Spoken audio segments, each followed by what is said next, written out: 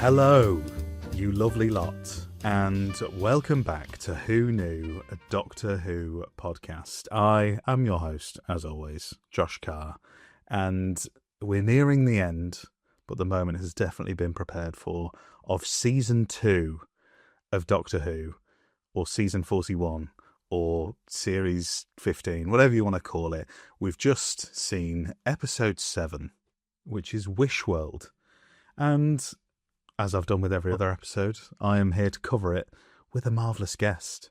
And I have a guest who is a journalist, a DJ, someone who has many, many strings to their bow, but one of them is one of my favourite Doctor Who podcasts, the Who Watch podcast. I'm joined by David Chipakupaku. How are you?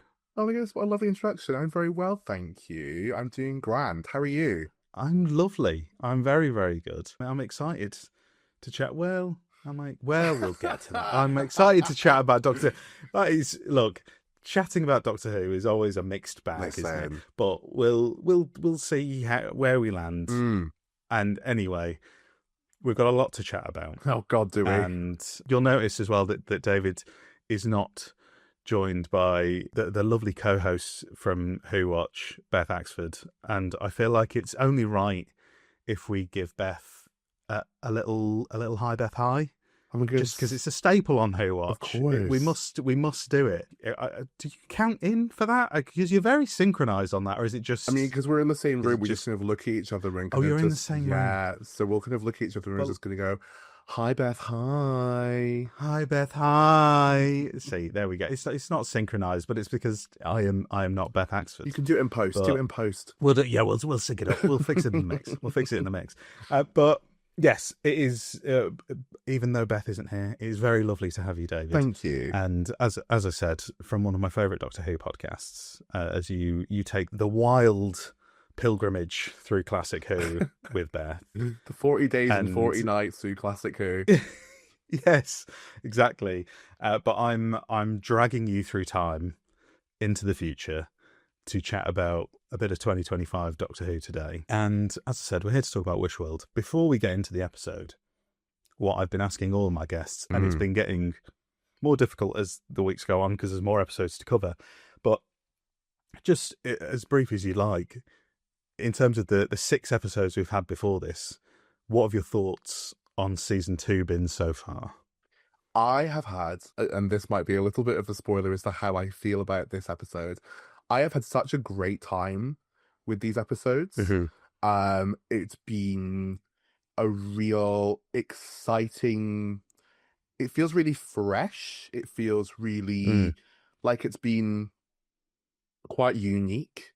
And I'm also just kind of quite glad that we have had a bit of a different sort of companion as well to kind of counteract Nchiti's kind of energy and...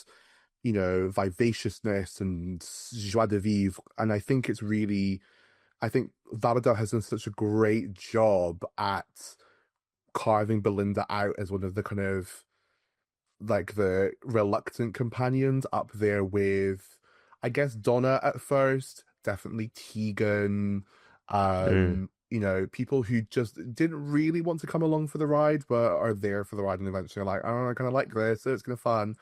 Yeah. And there's been the drip through of Mrs. Flood and wondering who she is and will the show go there by making her the Rani, and they have. And I think entering this 2-part finale, I think I felt when I finished Interstellar Song Contest last week, I think I felt, right, I'm ready for something big and something exciting. I think that this is big. Let's say that. This is a very expansive episode. And I kind of sometimes slightly wonder whether it's a little too big. We'll definitely touch on that. Yes. I mean, in terms of my thoughts, obviously you've got other podcasts to go back and listen to with other wonderful guests. The horrible Who La La Boys. Delved into all of the Who La La Boys were on. Horrible Who La La Boys.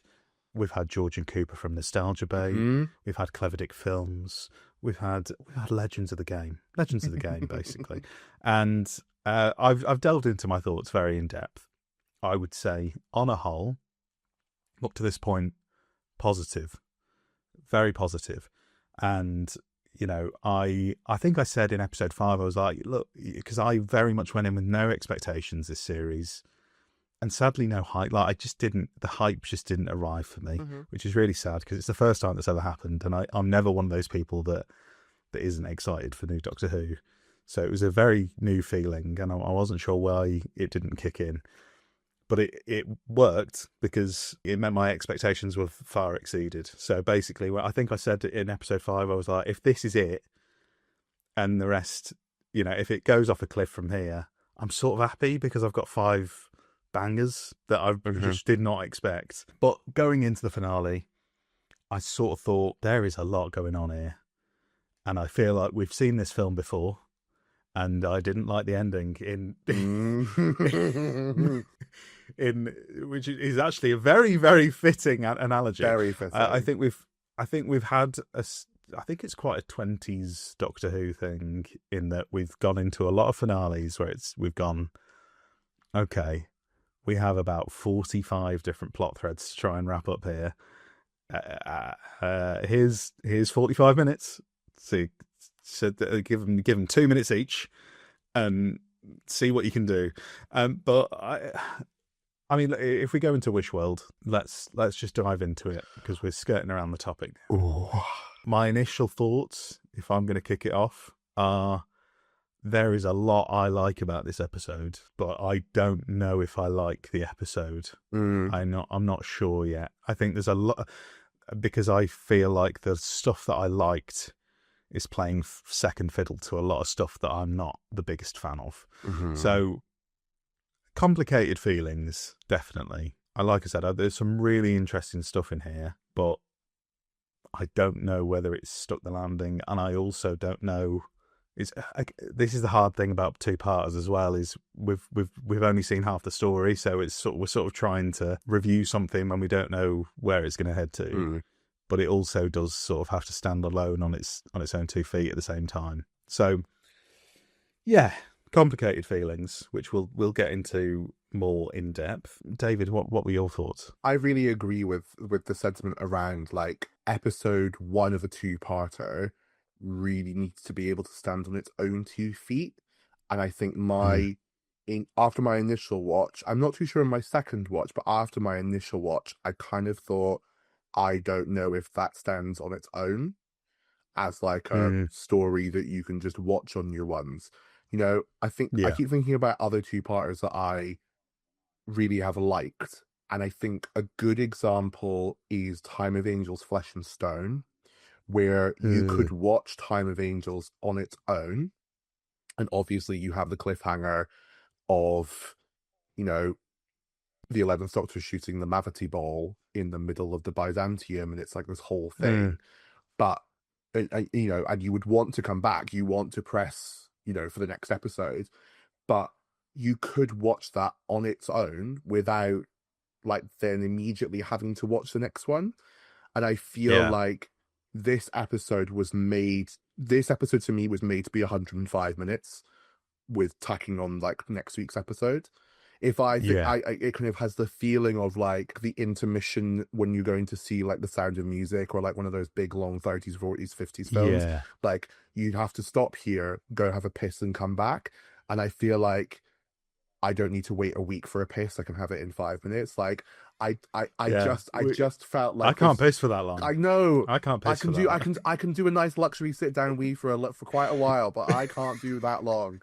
And I just feel like there's so much setup in this first episode that, I really want to see the result of, but I just don't know whether it, I mean, the Rani makes a joke about like, this isn't just exposition. And I'm like, well, is it? Is it just exposition? Because that's what it feels like. I have got that written down. Like right now. Is that a get out of jail free card? Because I don't think it is. Because right now in this moment, I feel like this is just exposition and you are just telling me what has happened. And it's like, I think it's a mixture of the fact that there's only 8 episodes a series and like, there's a particular time limit that's been put on these episodes, but I think that when I look back on other shorter series that we've had to have, I kind of look at a series like Series 13 and Flux, and because those episodes were an hour long each, I kind of go, I start thinking about like whether the landing was stuck a little bit better on those episodes. Not perfect by any means, but like stuck better in that kind of era than I'm feeling about like the Disney era, quote unquote. Yeah. Because it just it feels like there's so many threads in the air, and I don't know whether we're able to pull all of these bits together. Yeah. Well, I mean, like when you're talking about the first, because obviously you said Time of Angels, but I think there's a bit of a, when we're looking at finales specifically, like 2-part finales, like even going back all the way 20 years ago to the first Russell T Davies era, like there is a sort of a trope that the first part of a 2-part finale is a lot of setup. It's all set up, and then we sort of rush through the resolution in the second part. And I think a lot of 2-part finales do that really, really well. Like you said about like, can I watch this on its own? It's like I could go and watch Sound of Drums. Whatever you think about Last of the Time Lords is aside, but I could go and watch Sound of Drums and have a great time. Yeah. Or I could go and watch Army of Ghosts and have a great time. But then I think it's something that was also leveled at last series with The Legend of Ruby Sunday, which I think is maybe a bit more of an egregious example of this than Wishworld is. I think Wishworld does have a bit more to it than The Legend of Ruby Sunday does. I don't know if it all comes together. I mean, my concern is that I feel like we've already had the lead in at the end of last week, whether that landed for me or not. Like I said, or for anybody, we've already done the big cliffhangers. We've done 2 big cliffhangers in one episode at the end of last week, and now we're doing another big cliffhanger. And it's almost like I was like, okay, we've now got 2 hours to wrap everything up, and a couple of things got wrapped up, but it also posed more questions than it answered, which has now left us in this position where we've got an hour left, an hour and 6 minutes, and there's now more questions than there were at the beginning of episode 6. And I struggle to think of a world in which everything is wrapped up in a satisfying way. I know some things may be left for the next series and things like that. That's fine, because that's just the nature of Doctor Who. It's always going to keep on going. But I think everything that needs to be wrapped up, is it all going to be done in a satisfying way? We won't know until next week. But I don't know if it's possible. I don't know if it's possible. I kind of wonder about, like, I think my issue with what's happened over the last 2 series, and I think you could argue a little bit with Flux, but I think definitely with the end of season 1 and this season, is that the inclusion of the gods as a concept leaves us with so many threads and just so many bits that are left over. And I kind of wonder about whether, if you didn't have that element, if you didn't have the kind of like fantasy element, and you had made this a story of almost like a political thriller of the Rani frees Conrad, takes him back in time to perform some sort of weird experiment of like what would happen if this like conspiracy theorist ran the world, with the kind of idea of destroying the entire planet so that she could rebuild Gallifrey.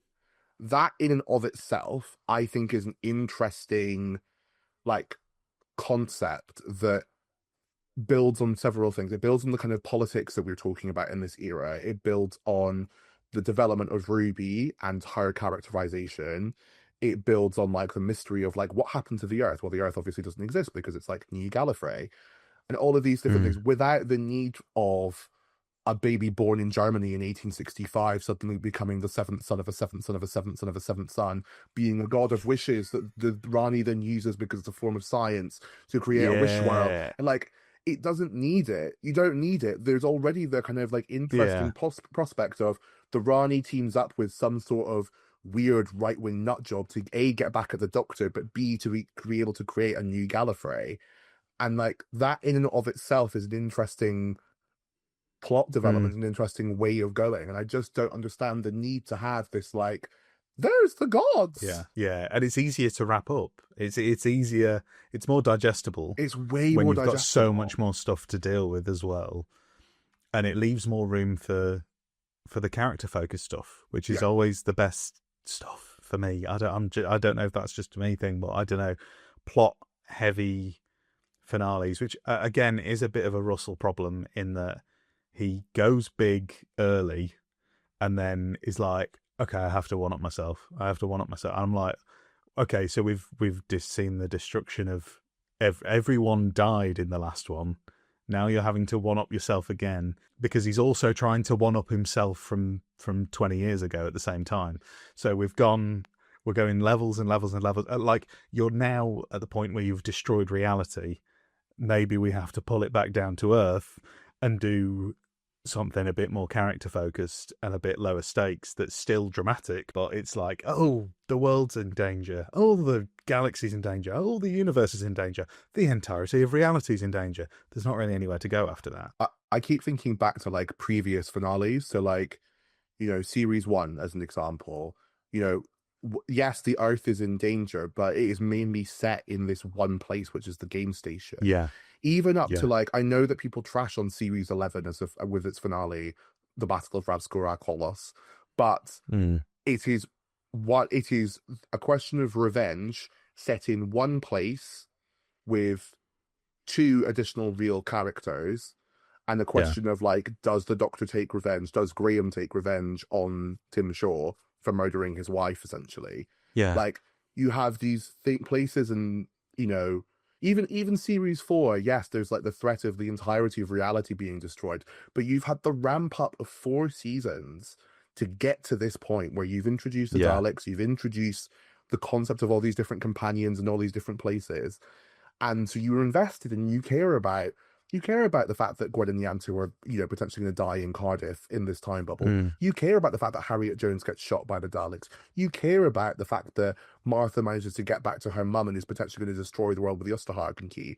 But when you've not had that time to let all these different characters breathe, I was like, I think it's great to see Ruth Madeley back. I love Ruth Madeley. I think she's a great actress. But, like, you know, why do I care about... I want to care about Ibrahim. I want to care about Kate. I want to care. Well, I mean, I will always care about Kate, but I want to care about, like, all of these different side characters, and I just don't think that there's been enough of a ramp up to really make me feel like I'm really worried about the stake of all of these people.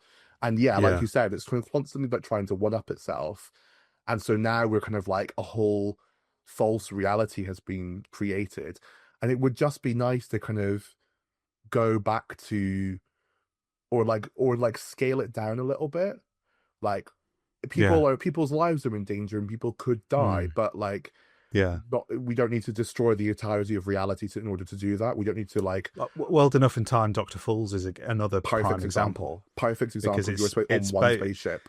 One spaceship, and it's all driven by characters that we've gotten to know and what's happening to them and how this affects them. And that's the key thing. I mean, like you said, the opening scene utterly baffled me. I was like, I watched it and I was like, okay, this is one of those where it'll make sense by the end of this episode, surely. I don't think it does. And I mean, let's just address the Rani can just turn people into flowers and birds with her breath now. So that's a thing that can happen. But I'm confused. What I would say in defense of that is that, is there not something about, like, how previously where people stepped on landmines that she created, they turned into trees? So, like, she has a history of using nature in a particular way. I haven't rushed back to watch the Rani stories, unfortunately, because I'll put it out there. I'm not the biggest Rani fan, and I wasn't clamoring for the Rani's return. Look, it's not to say that I'm not open to it, depending on what they do. I just, you know, I sort of saw it coming quite a way off, and I was like, I think this is what they're doing, and do I want that? I just don't think, I don't think I really wanted it.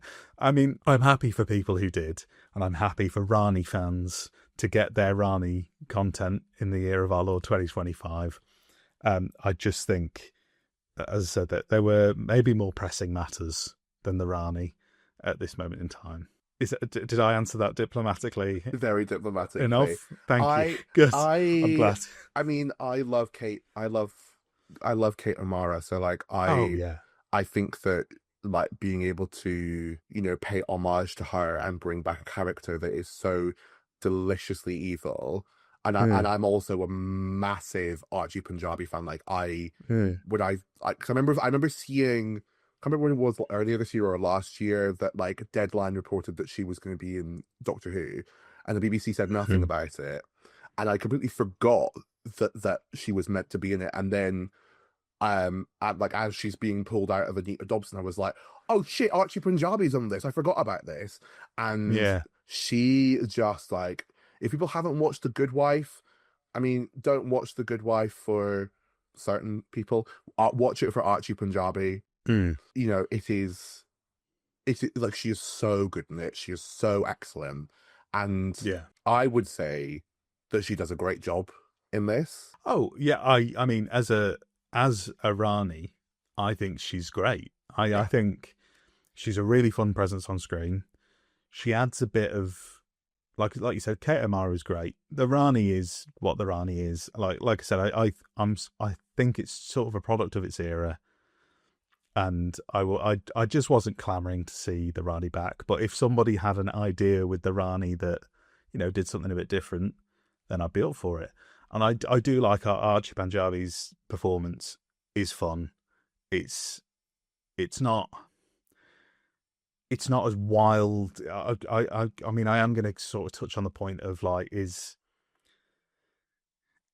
I think I said this last week, is there enough differences to the Master in concept and execution to sort of justify it? And I do worry that some of the lines have been blurred, especially in this episode, where it's like, you know, the adding in of the romance side of things. I feel like the dynamic isn't very clear. And it's been a while since I've watched those old Rani stories, but from memory, doesn't fully line up with the Rani that we've had previously, and that's fine. If you want to rewrite the history of the Rani to do something different with it, that's okay. I mean, the plan and everything is all a bit bonkers, and I don't really know what is going on yet. It's a bit all over the shop, and it's all very exposition heavy, as we've spoken about before. But yeah, as a performance, and I've sort of said that all series in terms of the performances from everybody, like as an ensemble cast in every single episode, everyone's been great. Everyone, even in the bits that I'm like, oh, that didn't work for me that well, but everyone is doing the best that they can do with what they're given. I think this is another case of that. I think everyone does a really good job of selling this, even the parts of it that don't particularly work for me. I get what you're saying about the lines being blurred, because my worry was that like, oh, they're just gonna like give us Missy 2.0, and I think that I actually think that there's a good job done of like not being Missy-esque. Like, yeah, she's not too Missy-esque. I think that's good. I think she's not as crazy. Yeah, she's not as wacky. She's not got the John Sim, Michelle Gomez nuts kind of thing going on. It's a bit more measured and a bit more calm, but she's sort of relishing in it as well. That I did like that aspect of the performance. That's fair. I think it's more the backstory stuff where I'm like, take for instance, I know I just mentioned it, but the romance angle, like the hinting at a potential romance. It's like, okay, that's fine, but we have seen that not just with the Master. It's obviously there's slight hints there, but. And, you know, people can headcanon whatever they want to headcanon. But, you know, we've had it with a lot of characters now. And I just think I would have liked to see something like a different dynamic between a Doctor and a villain, like the Rani. Like, I love the idea of the Doctor is just getting in the way of the Rani's work. and the Rani's quite dismissive of the Doctor as an idea. And yeah, I don't know. I think there's there's different ways we could have gone about it. I can't really fully comment on it until next week. I was just going to say, I kind of wondered whether that scene was more trolling. Like, maybe, yeah. She's kind of like, were we lovers? Did people think we were lovers? In a kind of like, absolutely not. But like, this would be really funny to like, in this scenario where you are about to die and I'm about to take over, would it be really funny if I just kind of like suggest all this mad stuff to you so that you try and like jog your memory as to what people thought we were and people said that we were? I kind of I do see what you're saying though. I kind of would like Time Lord relationship that feels like I kind of wondered about whether almost the Rani being some sort of like some sort of inspiration for the Doctor in terms of like the fact that she loves particular forms of science, and whether the Doctor just his love of science, whether their love of science is very much more like time and being able to see, it's like, you know, sociology student versus chemistry student type vibes of like somebody who wants to see the people and the kind of places and what humanity and what different species create, and then there's someone who is very much kind of like pure, driven by data, driven by science, driven by like a complete lack of emotional care as to what happens to anybody's lives. That's what I would have liked, is maybe a little bit less. I know you've always got to have a little bit of the the silly grandstanding villain aspect of it, but I would have really liked it to be, from the Rani's viewpoint, she's just so clear in like, well, this is obviously the right thing to do. This is it's just a complete different ideology, and it's a battle of two ideologies, what the Doctor thinks is right and what the Rani thinks is right. And, obviously we're going to side with the Doctor, but from an analytical standpoint, as you said, like pure data driven, you can sort of go, okay, I get where you've come to that, but empathy also exists. And that's the kind of thing that I would have liked to have seen. I mean, I said we are jumping around a little bit, but one thing I do want to touch on, which is a bit of and we will talk about more stuff that I did like, because there is a lot that I did like, but just one thing that I'm not the biggest fan of is, as good as Archie Panjabi is, I think poor old Anita Dobson, Mrs. Flood has been a bit sidelined, hasn't she? I'm a bit confused about the execution of it, in that I really, like I said, the Mrs. Flood stuff I've not really been that fussed about. I was intrigued at the start, and then I feel like, as time's gone on, it's like, okay, I don't know how invested I am in this until the reveal happens, because I don't know what a satisfying reveal looks like. Like I said, I wasn't particularly satisfied, because I felt it was sort of one of the most obvious routes they could have gone down was the Rani. Okay, that's sort of what everyone assumed it was in the first place, and I would have liked a bit of subversion. That's a different point. But Anita Dobson, I wrote something down which sounds really harsh, but she's basically, from a story point of view, she's serving the exact same function as the Void ship in Army of Ghosts, in that she is sort of just a vessel for a cliffhanger villain to jump out of and go, okay, I'm here now. And that's made me quite sad, because, you can do that with a Void ship, but you're doing it with Anita Dobson. She's a legend, and she's really good. She's really great as Mrs. Flood, and I find her really engaging on screen. But I don't really get any of the Rani from her, as much as, different incarnations of Time Lords can be very different, and I completely agree with that. But I don't get any similarities at all between her and the Rani, and the fact that the bi-generation has led her to be some sort of subservient slave to the Rani is confusing. And maybe, again, this is something we'll get answers on next week, in terms of how this bi-generations worked and why Mrs. Flood is sort of, yes, ma'am, I like, yeah, you go out on your silly hoverboard and get me some ham and I'll make sandwiches. That that bit I'm made me really laugh confused. so much. The concept of She's Archie just zooming Punjabi, around. the concept of Archie Punjabi on some sort of hover scooter flying over to Italy to pick up some mortadella and come back is the funniest thing I think I've seen in She's Doctor Who. just She comes in, she's she's like, gone the this shop for some ham. this pink fats. The humans like it, so here you go. And it's like, oh, that is like pure mortadella from Italy. She's just like, yes, here you go. Mwah. Yeah, I did say like we were theorizing that she was like the god of stories or related to the devil or something like that, but now she's just making Ruby's weird ex-boyfriend ham sandwiches. Oh, have the mighty have fallen. Oh, bless Mrs. I Flood. kind of, yeah, I agree that, you know, calling Anita Dobson a void ship is so funny.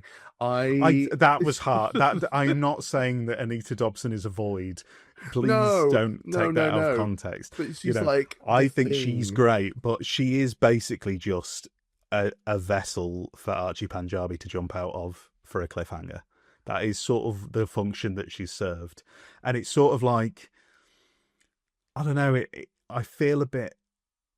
Obviously, you want to be hoodwinked to a certain aspect by a reveal like that, but it feels a little bit like cheating when you're like, okay, Mrs. Flood is the Rani, when she doesn't act like the Rani for ages, and then the person who acts like the Rani just jumps out of her at the end, and then Mrs. Flood continues to not really act like the Rani.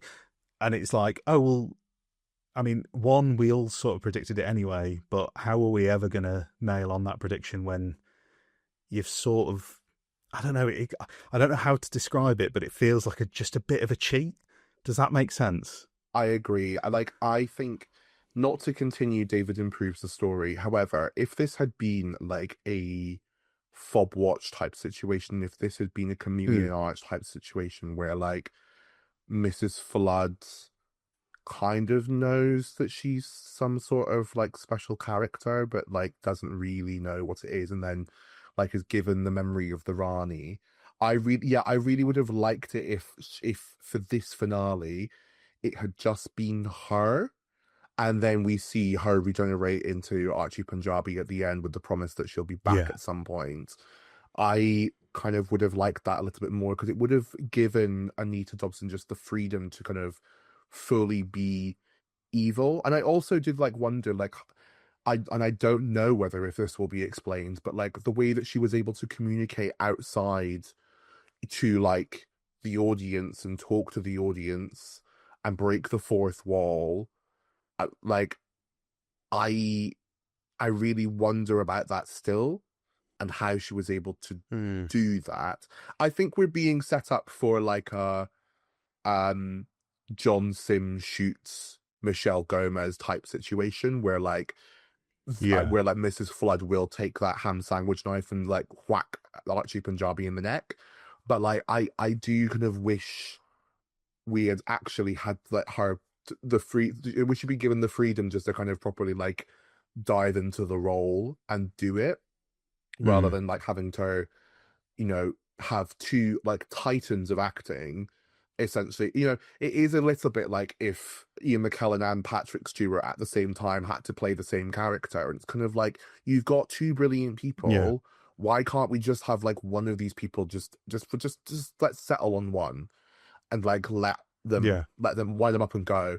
And yeah, I kind of would have liked it if it had been Anita Dobson being the Rani for the full thing. And if there had been more teasers through the season of that, that would have been, I think, a little bit more.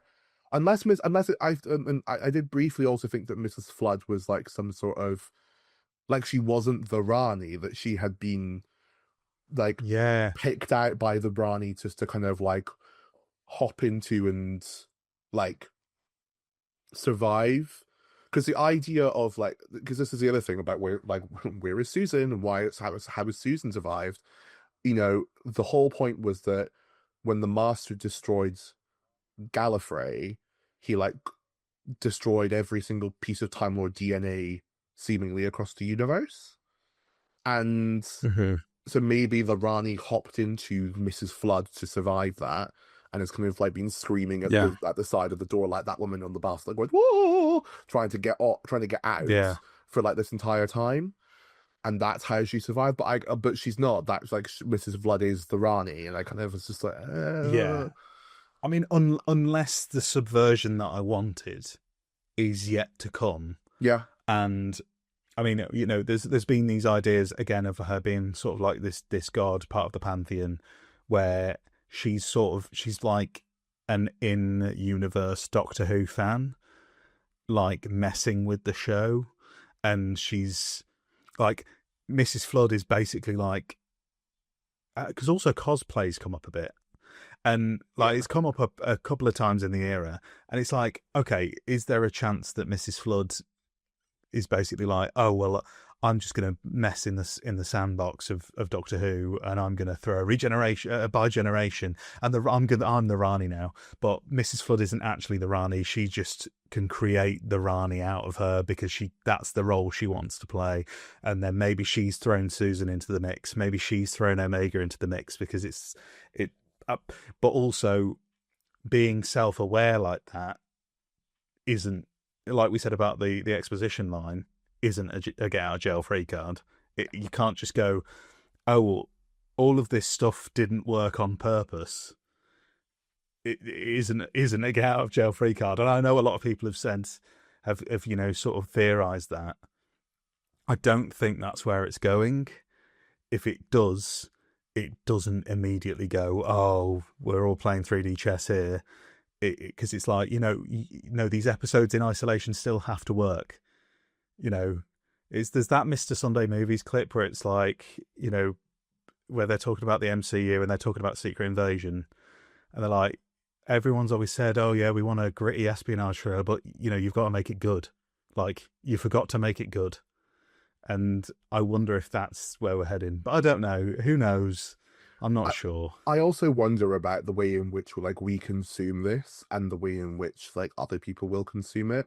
Like I am painfully distinctly aware that, you know, we are watching the show week to week, and it's the kind of thing that I think in the UK we do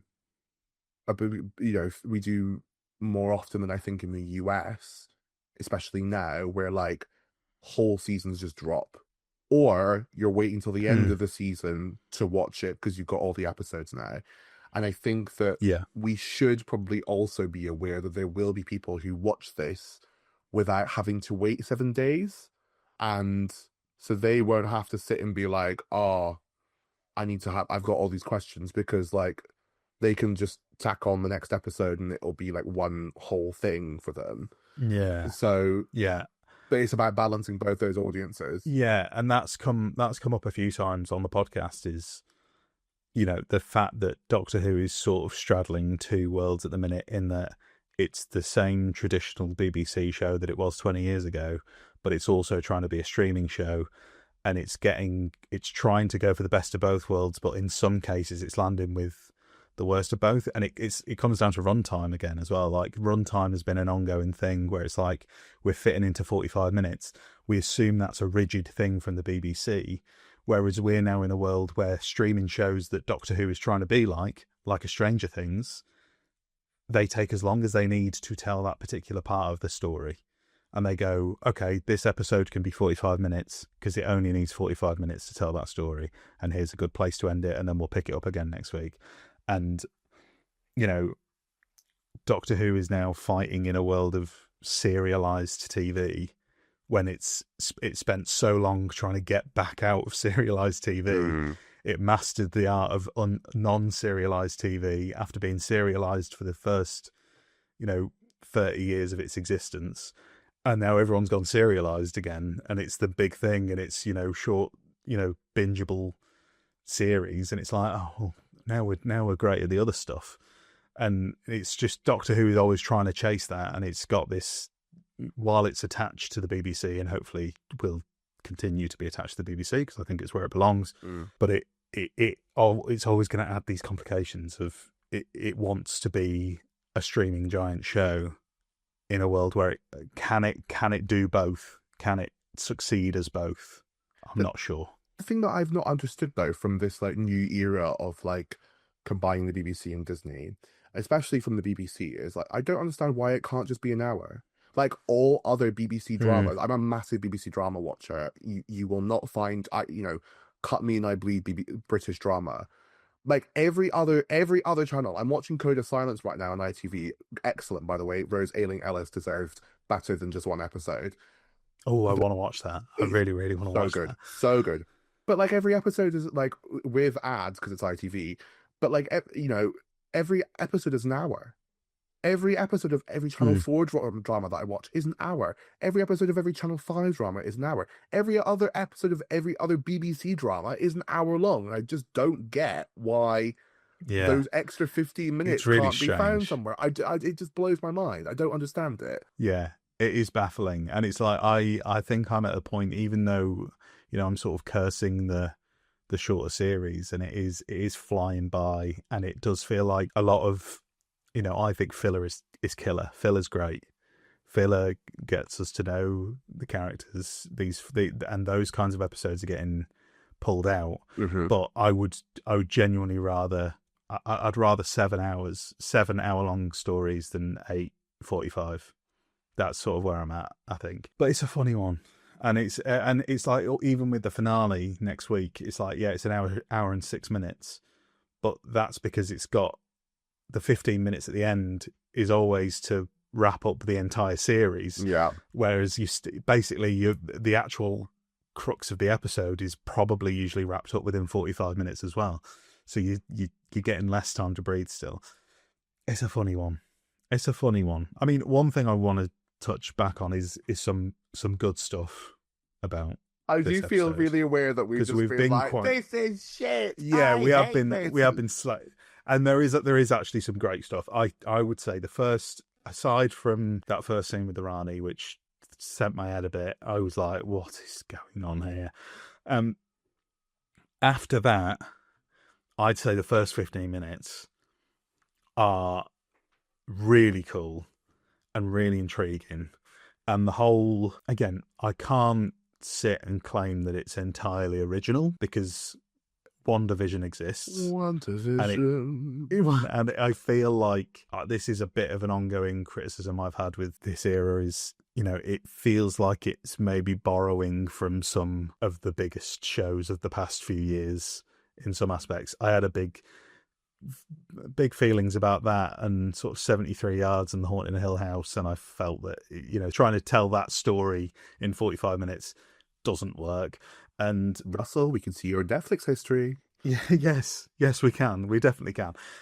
But I do think, even though it is a bit of a riff on WandaVision, the whole fake world, nuclear family, and the aesthetic of it, and the eeriness of it, was all really, really well done. And again, that goes into the performances, because I think Ncuti and Farida Sethu sell that really well. I think all of the unit lot sell it well as well. I think that was one of my favourite, like seeing the unit HQ big control room, but kitted out like a sort of weird 60s like wood panelled office was really interesting as like an insurance company. It really intrigued me. I was a big fan of it. What I really liked about it, number one, that mid-century modern office, gotta love it. But number two, I think what makes it different from WandaVision in quite a lot of ways is the fact that, yes, these are both like worlds that have been created from someone's mind. But what I really like about the way that Doctor Who does this is that it plays up everything that is kind of perfect, quote unquote, to Conrad. And whereas WandaVision had like, I don't really know how to describe it, but Conrad's world, and we touched on it a couple of times throughout the episode, is clearly like like a constructed political narrative, whereas Wanda's world is purely for herself, right? It's purely for it's a grief like coping mechanism. Yeah, like the whole allegory, of course, is that, like, she hasn't been able to grieve Vision's death properly, and she has thus created this whole, fake world around her to cope with that. Whereas Conrad's world is like a political manifesto come to life. And I kind of wish that they had played up a little bit more given given the world outside, but especially because when it touches on it, I mean, maybe it was subtle enough that it didn't feel like it was like being too kind of like obvious, but there's a couple of things that I really, really liked about it. So obviously we have the kind of underground encampment that Shirley inhabits, where she makes a kind of point about how, because Conrad doesn't see disabled people as people, he like shunts them off to the side. And there's something innate within the rest of society that tells them that they shouldn't talk to these people because they're weird and they're wrong, because Conrad has told them that they're wrong. And I've seen a lot of disabled Doctor Who fans talking about how like this was like a really well crafted scene because it feels like the real world, and that is what the real world tells disabled people by like not building things and not building society architecturally to suit people's different needs, or using ableist language, or not including everybody in a way that is like suitable. But there were also other things that like were touched upon. So like you have the scene in Unit where the Doctor says that Ibrahim's a beautiful man, and the moment that like any sort of queerness is expressed, that gets a kind of like, why would you say that? That's disgusting. How dare you? Rather than Ibrahim, we would normally just be like, oh, thanks, man. I really appreciate that. Like and that's because Conrad sees queerness as something that is wrong and disgusting. The way in which it's really obvious with like the scene with Belinda and her mother and her auntie, where auntie says like, happy wife, happy mother, and all this kind of like the way in which the women stay at home. But actually the character that I think embodies that best is actually Mel, because you see her come out of her house because she's putting some slip away in the bin. And then the Doctor says to her, what are you going to be up to on May Day? What are you... She's like, well, I'm single, I don't have children, I don't have my family, so I'm going to sit silently and be grateful for it. And that's because Conrad sees women of a particular age. Like in the real world, Mel is in her 60s and she is still working for Unit. She's highly respected. She's trusted to go off on missions by herself. She's a computer scientist. She has all of these amazing skills, and it doesn't matter about the fact that she doesn't have a partner, she doesn't have children, that she doesn't have family. She is like well loved and well respected in like her work community and by other companions of the Doctor. But because Conrad sees women as like, either birthing machines or useless otherwise, like Kate's the only other person that we see in a role of leadership, and the Doctor says that it's like, as John Smith says to Ibrahim, that like if he marries Kate, that it's like a weight off of Kate's shoulders because she doesn't have to be a working woman. That like it shows that how Conrad's perception of like of the use of women in society, in his view, stops but at the moment that they no longer can bear children. Because that's all Mel does. She comes out, she puts some stuff in her bin, and then she goes and sits inside. And that to me, I think, was just like the most like all of it was infuriating. All of it was like the fact that there are people who do think like that, who do think that disabled people should be put to one side and disappeared, and who think that queer people are wrong. But like it was the scene where Mel just talked about how she was just going to go back and sit inside that made me one of the like the most kind of like righteous anger that I have had watching the show, because it all comes from this guy's head. It all comes from Conrad's mind. Yeah, no, I completely agree with all of that. I had basically all of that written down. Apart from the Mel thing, that's actually that hadn't really clicked in my head. But now you say it, it is a really good example of that. Like I obviously I recognized it, but I thought, that's a great point, and I I love the way that all of that is played, and that's sort of my main issue with the episode, is that all of that is so good, and that can carry a whole episode itself. And I would have loved that to have just continued on, and even though it's an awful world, I want to spend more time in that world to see how it gets brought down. Yeah. And how I would have loved it to have been a story about, we get the hints of, with Shirley and the disabled people, them talking about how they rise up, and they're not doing it. They're not doing nothing. They're doing stuff. But we don't see a lot of that in the episode. Yeah. We don't, from that point on, we only get a couple of scenes of Ruby and Shirley with the iPad and things like that. And I really would have loved a sort of an uprising kind of moment. And I think that would have really served what is a great concept.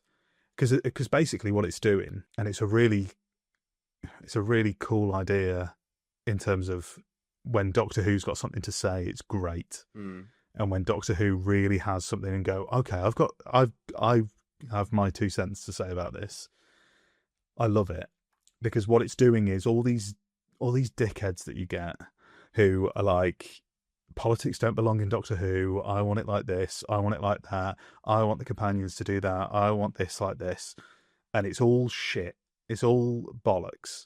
And it's basically going, oh, this is how you want Doctor Who. Let's see what it looks like then. Let's create a world in universe that gives those kinds of people the Doctor Who that they think they want. And it goes, okay, let's hold a mirror up to that and go, let's just show you how different that world is from the Doctor's worldview. And how, if you think like that, how can you connect with the Doctor on any base level as a character? Because the Doctor's world is full of joy and acceptance and empathy and diversity, and it's fantastic. And holding up that version of the world and going, okay, this is what it'd look like if you were in charge. And and like you said, on a world level, even outside of Doctor Who, on a world level, this is happening. So, it's showing what this leads to, especially to people who are quite selective with things like that. And, they push rights for one side, but another side doesn't deserve them. It's like, no, this is, if you go for one, you go for them all eventually. And it's all going to crumble down, and it's all going to become this. I thought that was all so well done, and that's my only criticism of it, is that I wanted more of it, and I wanted that to be concluded in a way that was fitting of the concept, rather than delving, sort of taking us out of that, taking the Doctor and Belinda out of that into the Bone Palace, and right, last 15 minutes, let's just lore dump and exposition dump and get back on track with the plot. Because I was like, you've got so much room for character work there. I also think it's like, Belinda's wanting to get home, and Belinda's been wanting to get home for the whole series and has been fearful for what she's going to come back to. And it's almost a point of like, you expect to go back and see that Earth's been destroyed, but Earth's been destroyed in a different way than you could have imagined. And it's this horrible world where these things are not allowed, and these people are marginalised even further out of society. I think that would have been a really exciting way to play with the idea of the end of the world. I agree, because I think one of my big questions going into next week is trying to understand who remembers what. Because it seems like the Doctor now knows exactly who they are. Great, tick. But then in the preview for next week's episode, Belinda still seems to think that Poppy is her daughter. Yeah. And, I mean, we've not touched on Poppy. By the way, that child actor deserves a BAFTA. I don't understand what kind of magic was pulled, but I hope that she has a long and successful career, because she's great. She's fantastic. Love her. She is. And also she's so cute. She's so cute. I Yeah. was just like, I hope she enjoys being dragged to conventions for the next 80 years of her life. it just dawned on me that because she is That's one, because she is one, yes. the next 75 to 80 years of her life, well, if I have no memories of it because I was 0 to 1, but great It's for gonna be her. great, isn't it? It's Great gonna for be great. her. Are they going to make her sit in like Bless. the Captain Poppy chair when she's like 76? For photo opportunities Oh in front of a my green screen Christ. with God bless nerds. her. Bless. What a Honestly. life. What a life Um, ahead of her. but that's yeah, so that's kind of like I came out at the end of the episode. So I watched it again this morning and I was like, okay, so like does Belinda remember who she is and like her life before this nonsense? Also, how did that's another question. Like, how did we get here in the first place? And the Rani Yeah. says, like, do you wonder where the TARDIS is? And I'm like, okay, so where is the TARDIS? Like, what has happened for us to quote Remember Monday, what the hell just happened? Like, what has happened to this, like, to get us to this point? I still have questions over. And like, if Belinda still thinks that Poppy's her daughter, then like, why and how and why And it Poppy and it in the doesn't first seem like place? Belinda's in this sort of nuclear family vibe anymore because she's sort of back in like sort of a 2025 standard fit, and Yeah. it's like is she just normal Belinda now again, but she still has a daughter? It's very confusing. How Yeah, has I don't know where that lands. also how has the Earth reformed? Yeah, Because we see people, we see like everybody kind of, we see like unit back in the unit tower. yeah, and like we see Mel, and Mel's like the world's crumbling around Mel, but when Belinda goes back over the threshold, she disappears. She Yes. like vanishes. So that's confused me as Also, well. what was the threshold? I don't know. Was it because I'm not sure. when they walk through, I was like, oh, this is how they get their memories back because everybody needs to be able to know what's going on in here. But Yeah. that Well, didn't happen. she says that it was the bone palace is a fixed point, so it's safe. So I don't know whether that's the point. That's where it becomes. It's a bit of flim flam, that isn't it? Really. Also, why were the drones from Lindsay to Stella Song Contest there? Yes, that's also strange. Is that just a bit of reusing a costume? But you can't do that in back-to-back episodes and not And not expect expect people to draw someone. comparisons. I mean, surely that's going to come into play next week. But then that's another thread. That's another new thread I also think that hasn't been resolved. we've also completely like skirted around like the one thing. The one who is lost. The one who was Is that? lost. Yeah. Can I describe how I felt when they said Omega? Go on. I was sat, let me do an impression of myself. So I was sat on the sofa, was like, this is very confusing. There's a lot going on here. There's a lot.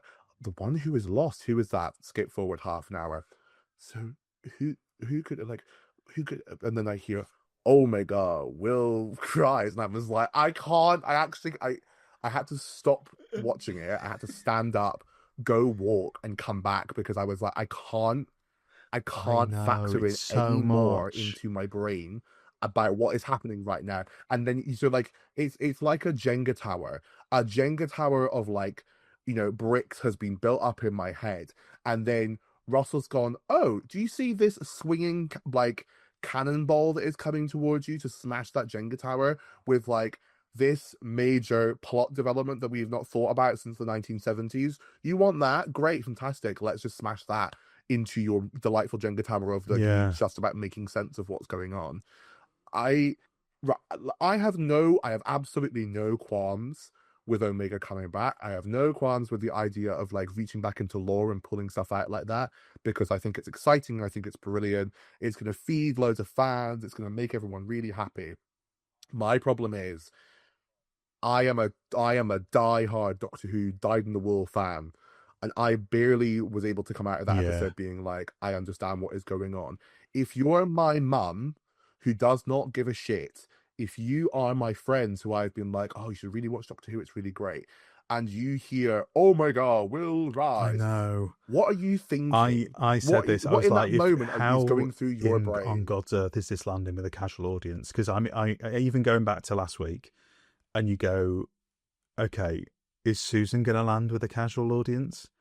Is the Rani going to land with a casual audience? Is Omega going to land with a casual audience? Is all three of them at the same time going to land with a... Like, I think it's down to execution, because we know that you can do that, because I didn't know who the Master was when I was 8 years old, when I was like 9, 10 years old, when Utopia happened. But the way that we experience that is through... really, when you first watch it, if you're not aware of the Master, it still works on a base level, because we've had the 3 years of setup of the last of the Time Lords, and we're aware that there's another Time Lord, and we're experiencing it through the Doctor's reaction, which is like, oh, okay, we thought this was going to be a good thing. It's not a good thing. And it's like, oh, this is a very bad thing. This is the worst thing that could happen. And then at the start of Sound of the Drums, you get this is the lowdown on the Master. And I think it's really, that's the one that everyone points to and goes, that is perfect execution of bringing back a classic character. Mm-hmm. The Daleks is different because they're sort of in the cultural zeitgeist. They're sort of in British culture. Mm-hmm. But even to kids, it's like, that's done well, because you're introduced to one and you're shown the threat level. With these, again, I did tweet this, and the phrase "glup shitto" comes to mind. And it's like, which is what gets leveled at Star Wars. If you're not aware of it, it's what gets leveled at Star Wars when it's like, here's this character from expanded universes. Here's this character from a book from 1972. Oh, that's not possible. 1982. And it's like, okay, that's fine if you want to include them, but you've got to sell it, and you've got to sell the threat level, but also doing it 3 times in about 55 minutes of telly, or maybe a bit less, maybe a bit more than that. In two episodes of Doctor Who, you've done it 3 times. That's a lot, and I don't think any of them are executed in the best way they could have been, whether it's Susan's return, the Rani's return, and Omega's return. That's my personal feelings. I know other people feel different, but when Omega came up, I feel like it should have been such a big moment for me. And because we've built everything up to be the biggest thing on planet Earth, I shrugged. I was like, oh no. I waited decades for Omega to come back. And I just went, oh.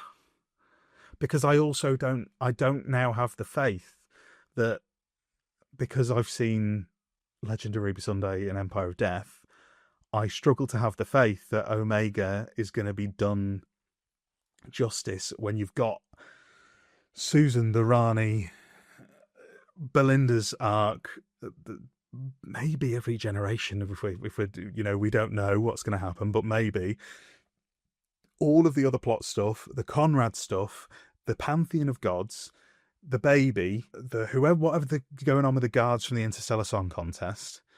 You've got the breaking of the fourth wall. By generation is apparently also going to get an explanation, which Russell has confirmed in an Instagram comment. So where's the room for Omega? And where's the room for Omega to be? Because Omega's a great idea to bring in when you're playing with gods, because he's a Time Lord who thinks he's a god. And that's another concern. Don't make Omega an actual god. Please don't do that. That would be bad. Because that's the whole point of Omega, is he's not a god. He thinks he's a god. And I'm terrified that they're going to make him an actual god. No, you just got me. You just put the fear. You just put the fear into me. The fear of Omega into you. The fear of Omega into me, because Sutek's the same. Sutek was like a creature that acted like a god, and then we made him into an actual god. Yeah. Oh no, Josh, why have you brought that into my brain? Sorry. What I was gonna say was like the only disagreement I have is like, and you said it was your personal opinion, so that's fine. But just that I think Susan's been done in a better way because Better, I agree. yeah, because it's because we like haven't really got there. I still would have liked it to have been a bit more of a slow burn, personally, yeah, because it's also like, you know, the comparisons to her scenes being a little bit like a Big Brother promo shoot were hilarious. You know, where she's sort of mewing into the camera, and you know, that's I'm Susan. I'm 704, and I was the first companion. I've spent a long time in the Dalek invasion of Earth cleaning up, and I'm ready for something new. In with Jojo Siwa and Danny Beard. But but that's fine. And I do think that there is a possibility of, you know, you could do the foundling thing with Susan, of like, you know, that's a lovely comparison to, like, if maybe we go like a full circle route, and, you know, the Doctor, I mean, this is when we thought Poppy was Susan. Poppy might still be Susan. We have no idea. Who knows if Poppy's Susan or not? Is Poppy Susan? I don't know. Then she'll definitely be doing conventions. Is Belinda Susan? Belinda? Oh no, please no. Yeah. Is there like a way that you could do it, and it like loops back, and, you know, Susan as a baby is left with the Doctor, and it's a foundling thing, and it's, you know, closing the circle. See, I don't mind that. I think there's a lovely way you could do it. I don't know whether I have faith that they would do it that way, because, you know, there's things you can do with Susan that interest me, even though I've controversially always thought Susan is best left untouched.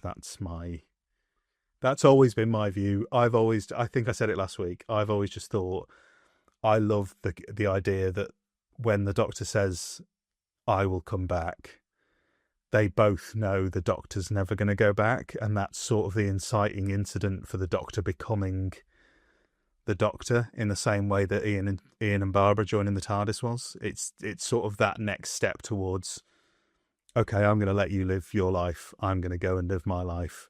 We're under the pretense that I'm going to come back one day, but we both know that that's not a good thing, and that we should just go and live our separate lives. That's how I've always felt. It's a personal headcanon. I don't mind it being wiped if something interesting is done with Susan. That's fine. I mean, I kind of, in some ways I agree, in that my thing has always been that I don't think that every mystery in Doctor Who needs to be solved. Because if we solve everything, then what is there left? Yeah. It's just someone in a box traveling. And I think that I'm always pro the idea of like either stuff being left to interpretation or stuff being just completely left alone.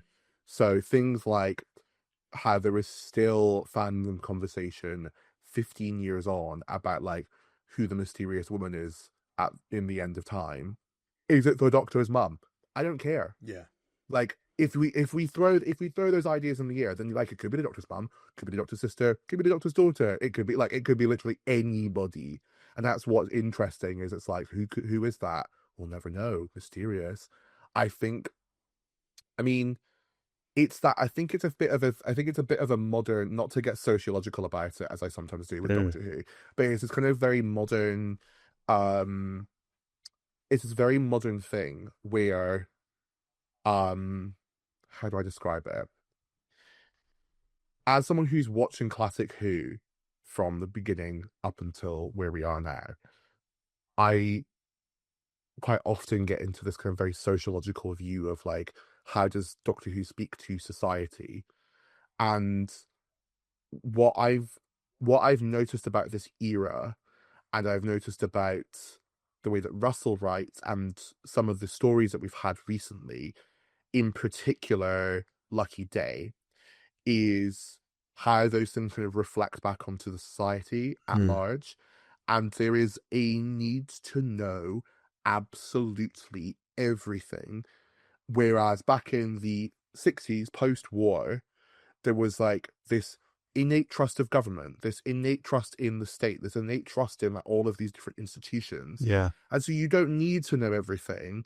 And that kind of speaks its way into fiction because you don't need to know it. You know, if Doctor Who began now, by the end of season 1, when the Doctor and Susan and Ian and Barbara have just escaped from like being executed in France, there would have been a truckload lore dump where it's like, we came from this planet and this is what happened and this is why we ran away.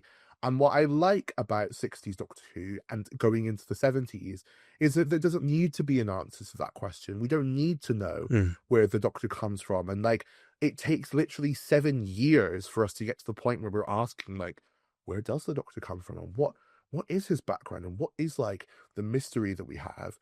And so we now live in a society, we now live in a society which is like incredibly fucking nosy. Yeah. Like, it needs to know everything. We need to have information with us at all times. We take, not to sound like my granddad, but like, you take your phone out of your pocket and you can find out anything about anyone at any given time. And so there is this need for knowledge, this thirst for knowledge. And so it bleeds into Doctor Who, where we need to know what happened to Susan. No, you don't. Yeah. You don't need to know what happened to Susan. Why does it matter what happened to Susan? We need to know which planet the Doctor comes from because he's not from Gallifrey. No, you don't. No, you don't. We need to know why the Rani calls herself a Time Lady rather than a Time Lord. No, you don't. Yeah. Like, we don't need to know all of these things. And actually, I completely agree. What that makes the character of the Doctor even more interesting, because then what you have is this alien that doesn't want to reveal everything about themselves meets the oncoming force of like someone needing to know everything. And in some ways, Belinda is kind of like that, where she doesn't need to know everything, but like she needs a Doctor to recognize that he puts people into danger. And this kind of like force of like, I need you to know that these problems that you kind of just are ignoring are real, that you put people into danger, that you make people sacrifice themselves. I just think that there's something really like something really nosy and something really weird about like how we don't want mystery anymore. How we don't want the kind of like, oh, we'll never know, nudge, nudge, wink, wink. We don't want fairy tales anymore. We want knowledge plugged into our brain constantly 24/7. And it spills into Doctor Who. It does. Where like, you just have to know every single piece of lore. And it's like, so the fun of it is not knowing some of it. The fun of it is not knowing where this time ship has come from, or where the Doctor's actual home planet is, or like, and that's what I respect about the Timeless Child story arc. Like, loads of people shit on it constantly, and I love it because it adds a whole new level of mystery to Doctor Who, because we do not know where the Doctor comes from. The Doctor is a found child who was found by a wormhole by some weird wacko scientist who decided to experiment on them, and I love that, because I don't need to know anything else than that. Yeah. Other than the fact that they have these bizarre abilities on which a whole civilization was based on, and their memories were wiped and they were put into that civilization, so they didn't know anything about it. That to me is enough mystery for me to be like, I love this, rather than be like, they came from this planet and they were part of this. And no. Yeah. Don't need to know. Yeah, that's the obsession with canon these days is like, you know, it's like the Fugitive Doctor as well. It's like, for me, the joy of the Fugitive Doctor is that you get a fairly conclusive point as to where the Fugitive Doctor comes in the Doctor's timeline. It's close enough, but it's left open enough that if you want to go, like, if you want to just be like, oh, I think it'd be cool if she's between 2 and 3. You can twist that. That's fine. You can do that. No one's going to, the police aren't going to come. Not, Mrs. Flood isn't going to come with like SUVs and take you to the Bone Palace. Like, you can do that. That's fine. You can say that. It's not illegal, and I love that.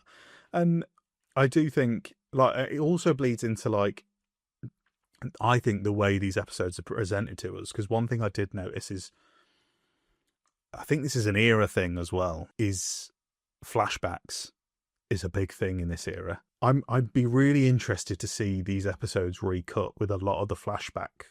Like, I know that they're not that intrusive, especially in this episode. They're very much like bang, bang, bang, like done. But I'd be interested to see what it's like without them, because, you know, when we're getting it, when like Ruby and Shirley are sort of reuniting, I think a lot of it's just in the text, and a lot of it's inferred, and a lot of it's like, yeah, okay, we don't need a flashback to Conrad flashing the think tank t-shirt. We get it. It's fine. And it's also like, you're rewarding the audience for watching the whole series by them going, oh, I remember that. It's like, yeah, okay, yeah, no, now it's all threading together. But when you go in, oh, remember this, and sometimes we're flashback into things that happened in the same episode. It's like, you know, we don't need to do that all the time. And that's, like you said, Ruby appearing at the front door, appearing as a flashback. And like, exactly. We watched that 20 minutes we were ago. there. We don't need to. We were there. And it's, yeah, like, it's the need for constant, like, oh, by the way, this is what that's referring to, just so that you don't have to speculate about it. It's like, no, it's not speculation. It's just, it's headcanon. It's fun. We infer it. Yeah, we take it. And, you know, maybe some person takes it one way, some person takes it another. That's what I've loved about this series so far, is a lot of it has led to interesting discussion. And so many people have different takes on different episodes. I don't know whether this episode sort of, yeah, I think it's quite clear and quite unsubtle in the political messaging of it. And then the rest of it, I don't think there's really much to discuss.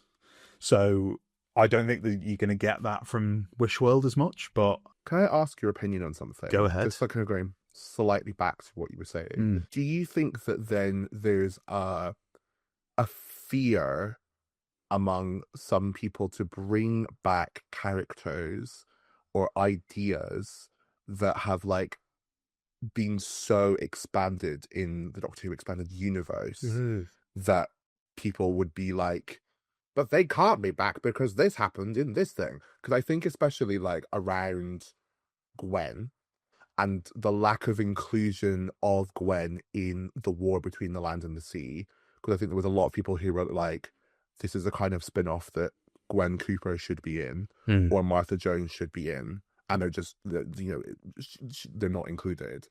And I wonder, based on what you just said, whether that because there are now an additional 2 series of Torchwood and more in the kind of Big Finish audio space, whether there's like a bit of fear to bring someone like that back, because someone would be like, but in Torchwood season 7, she does this and moves to this place, and so she can't be here at this time. Yeah, it's a funny one, isn't it? Because I might be in a minority here, but I always approach it when it comes to Doctor Who in that canon as a concept is fun.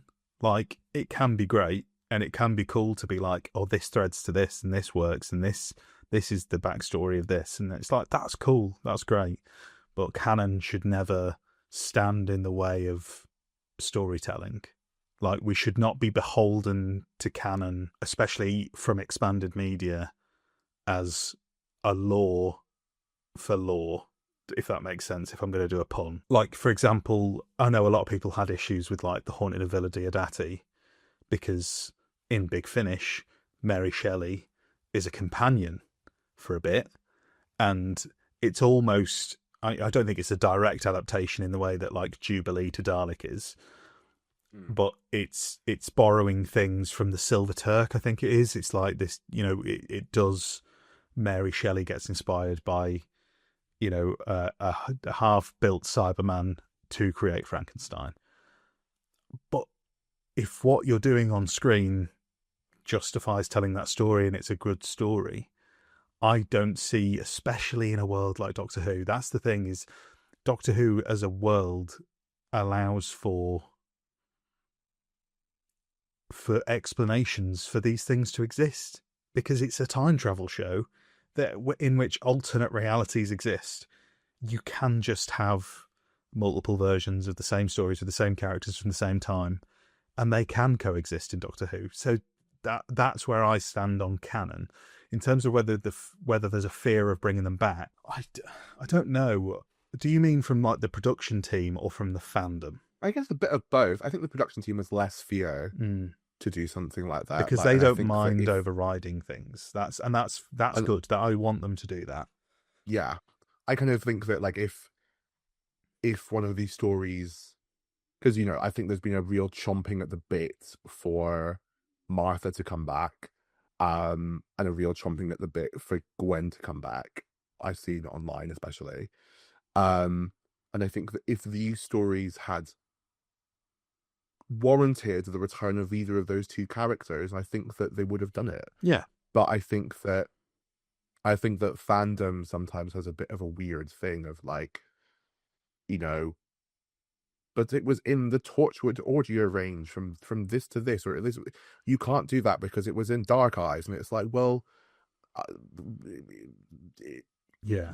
I think EastEnders isn't a real place. Exactly. Like, why are we pretending everything has to be canon? It has to be. Yeah, you have to reach a point when a TV show's been on the air for 62 years and has the kind of overwhelming canon that Doctor Who has, that it's never all gonna work.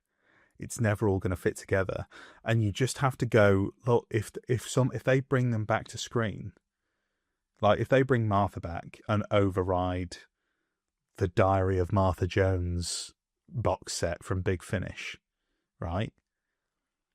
Why don't you just, and if you love the Diary of Martha Jones, but you also enjoy the story where she comes back, just be happy. You've got two stories you like. No one's coming in and snapping your Diary of Martha Jones. Can't be happy. No, we can't ever be satisfied. It's like when The Haunting of Via Diodati aired, like Nick Briggs didn't come to your house and snap your Silver Turk disc in half. It's still there. It still exists. It may not exist in the same way in the canon, but it still exists as a story, and that's what I think is like. Canon can serve a story, but it should never get in the way of it. And that's where I feel about also in the reverse, in that canon also isn't a replacement for story, and that's why I worry when we're bringing someone like Omega back. It's like, okay, you can bring Omega back. Omega's not been on screen for 40 years and has appeared in the show twice. Like, you still have to sell it. You can't rely on the canon of Doctor Who, especially as we going back to what started this thread with the casual audience. You can't rely on that.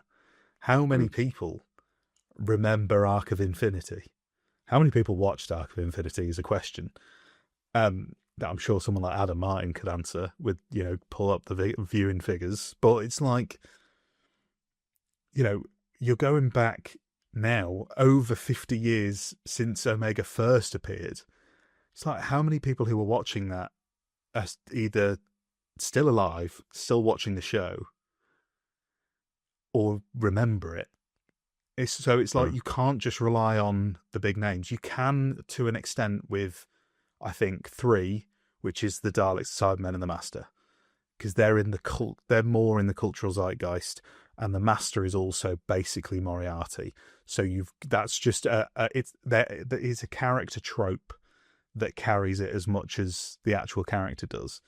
But when you're bringing back someone like Omega, the hype moment doesn't hit unless you sell it, and I don't feel like this sold it. Also, there is a question as to whether Omega is even actually back, because what we got is no visualization of Omega. It's not like when we saw Sutek last season.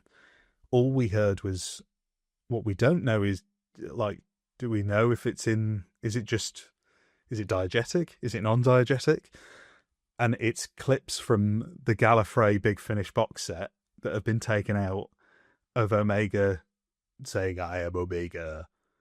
It's like, okay, so is Omega? You could do a cool subversion there where Omega's not back. And I think I don't know if they're going to do that. I don't think they are going to do that, but, you know, who knows? in the trail for next week, if you go watch the 16:9 version, there is the seal of Omega sat like on a massive next thing. it's across from, it's where the big clock was, I think. So got you. It's like you've got the seal of Rassilon, and then directly opposite it you've got the seal of Omega, and it's like, I think we see like almost like it's about to be like a tunnel of light between them. I don't know if I've made that up. I feel like, no, you didn't. There's something that goes from the clock to the Rassilon seal, but then something like the Rassilon seal opens at one point. Yeah. But then I thought I saw the Omega seal opening at another point. I think it'd be great if it was subversive and it wasn't actually Omega, or if we never see Omega, or if there's just like some way of like. Basically, what I think I'm saying is that, can we not do Omega now? Can we do Omega soon? Like, let's bring back Omega, but like, let's bring back Omega in like series 4. When we've like had time to kind of like, you know, digest. I feel like, I don't mean to be grotesque. However, I feel like a lot of this is Mummy Russell has sat us down at dinner and has gone, here's a plate of spaghetti. And I've gone, thank you, Mummy Russell. I will eat this plate of spaghetti. And then Mummy Russell has said, there's a side salad with that. And I've gone, oh, I'll have the side salad. Thank you, Mummy Russell. And then Mummy Russell says, that was your starter. Your next meal is a lasagna. Here is your lasagna. And I go, oh, Mummy Russell, I'm quite full, if that's all right. No, you've got to leave the lasagna. Otherwise, I will get Paul Cornell in to come and shoot your dog. Yeah. You've got to now eat the lasagna. Oh, I'm not too sure if I want to eat the lasagna. Eat it, otherwise the fucking dog gets it. Okay, Mummy Russell, I'm going to keep eating the lasagna. Mummy Russell then says, I've got another little meal for you. It's a sushi platter. I don't think I want to eat anything anymore. Okay, if you don't do that, Julie Garner's going to come in here and is going to kick the shit out of you. Okay, Mummy Russell, I'm going to eat the sushi platter. So I'm sat there trying not to throw up. And then I get a trifle put in front of me with a spoon. And I'm told, you're going to eat that whole thing. Otherwise, Junior Dawson's going to come in and whack you over the head repeatedly until your brains come out.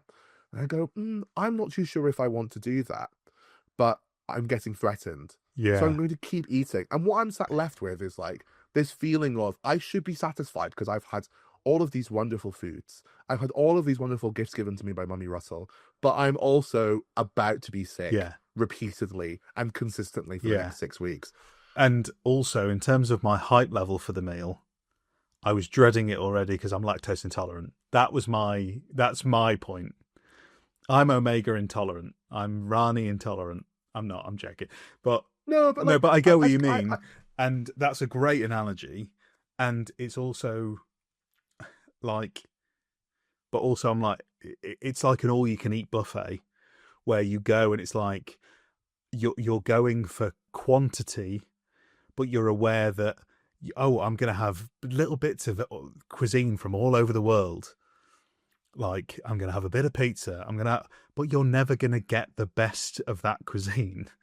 You're getting slightly reheated, bastardized versions of that cuisine because you've got chefs who are trying to cover 18 different stations and are trying to cook it all at once. That's what my worry is that you could have done one of these in series 1, one of these in series 2, one of these in series 3, one of these in series 4, if we're including Sutek, and given them the time to breathe. And, you know, then I've had a meal every year. Lovely. But we're really sticking with the food analogy here. Yeah. But I don't like this lasagna. That's basically, that's where I don't like, that my review of Wishworld is, I don't like this lasagna. But you're also forcing me to eat it. So, yeah. And I was promised lasagna. I was promised like a really, really great lasagna because all the lasagnas I've had previously, if we're keeping the allegory up of like, I've really enjoyed these 6 episodes coming into this. And I was kind of like, ooh, I feel like this is going to be an excellent lasagna. And what I'm given is like lasagna from, what's it called? What's that chain called? Where the Bella International Italia. Buffet. No, not Bella Italia. What's it called? It's like international food, but it's like done buffet style. And none of it's ever quite 100%. Hold on. international buffet chain. Cosmo. Cosmo. It's Cosmo. No, Cosmo. Oh, I get it's Cosmo. That was exactly the kind of restaurant I was thinking of. I didn't know Cosmo was a chain. There you go. You learn something new every day. Sorry. I thought it was a nice little local independent. I'm joking. So yeah, I mean, I think that. I mean, I feel like there's a lot of the episode we've still not covered, but we've discussed a lot in depth. I mean, I might shall I speed run a few notes that I have? Do you have anything Please that you want to add on? I was just going to say, like, I feel like it would be good to ask, like, what are the questions we have going into next week? And I also want to throw not got enough time for that. We will be here for hours. Go on. What the hell happens to that baby from Germany? That's what I want to know. Where did those 6 little ducks go that were the children? What happens to the German wish baby? If someone had said to me that you're going to hear the question, what happens to the German wish baby at the end of series 2 of Doctor Who, I would have been like, what the hell? If you'd have said that to me at like 7:59 on Saturday morning, I'd have gone, what the hell? And then I go, right, okay. You can be asking the question, what happens to that German wish baby? Where does the Rani get her mortadella from? Is it those nice little Italian delis that you find in North London? Yeah. But no, she went to Italy. Did she go to Italy? Do we have confirmation? She says that I've been to Italy it's to get so this. funny that out of everybody in the Rani's plan, she's obviously rather busy, and Mrs. Flood is the one who's doing the running around, but the Rani specifically has gone, no, I'm taking that one. I'm flying to Italy on my little hoverboard to get some mortadella. Could Mrs. Flood not get on the hoverboard and just pop herself over? Well, dear, off to get the mortadella, off I go. That Anita Dobson being on that hoverboard gives me the same vibes as the picture of Ian McKellen crying in front of the green screen on The Hobbit. It's like, oh, what have we done here? What have we done to Anita Dobson? Legend of stage and screen. Yeah. Yes. So I'll run through some notes. Oh, I'll run through the remainder of my notes. The other thing I was going to say. Oh, go on. Dare we have the conversation about what would happen if there was a regeneration? We've spoken about it on basically every episode, so let's do it. I Great. mean, again, a lot to cram in if we're doing a regen as well. I mean, when I saw the runtime of 1 hour and 6 minutes, I was like, oh, well, that's 6 minutes for the regeneration then, isn't it? That's a 1 hour special that has had 6 minutes added on for a regeneration that was filmed. Yeah, a regeneration that was filmed probably about a year after the rest of the episode is the vibe that I'm getting. Like I said all along, I would love Shooty to stay because I feel like this series has really been where we've seen the best of Shooty. And I think he's, in the same way that David Tennant did, really come into the role in this second series. A lot of Doctors do, to be honest. Yeah. And, you know, it's a difficult role. And I think Ruby as a companion didn't allow Shooty to show a full range and show the full range that Shooty can do. He's been fantastic. He's been the highlight of the series for me. And he's been basically pitch perfect in every single episode in terms of his performance. Yeah. Regardless of what I thought of the actual episode itself, I think he has done the best he can do with all of the material. If we're sat here in a week's time and Shooty Gatwa has left and there's been a regeneration, open-ended or not, I would go, fair enough. You are a rising star. We've probably never really had someone at this particular point in their career play the Doctor, in that they've gone from this finding out they were the Doctor on the set of the biggest film of like one of the biggest films of the past 5 years, and then coming to do Doctor Who. We've sort of always gotten people either just before that point or a fair bit after that point. We've never really gotten someone at that trajectory of their career to sort of take advantage of that and go, okay, you take Doctor Who with you and you push up Doctor Who. Whether that experiment has worked is up for debate. I think it's worked from a performance point of view. Shoot is great. Whether it's worked as a exposing Doctor Who to the rest of the world, we don't really know. I have no idea if that's worked or not. If he's gone, I would go, you can't be sacrificing your career for the next 2 years, waiting around for Disney to commission a new series of Doctor Who. It makes complete sense that you would jump off at this point and go and pursue what he wants to do. A lot of theatre work. He's booked up in theatre till the end of the year. So we wouldn't have Shooty filming until 2026 anyway, probably. I would also say in the reverse, if we're sat here in a week's time and Shooty Gatwa is still the Doctor and we're anticipating a new series with Shooty at some point getting commissioned, I would say Shooty Gatwa deserves extra props for immense loyalty to the show, like crazy loyalty, when it could very well be a little bit damaging to your career. There is a chance of that. I really don't want him to go. I sort of resign myself to the fact that he might. That's where I'm at. I think a really interesting comparison to, I think the only comparison I can make to like a similar sort of, in terms of like where a person was in their career when they took on this role, really is Matt Smith. Yeah.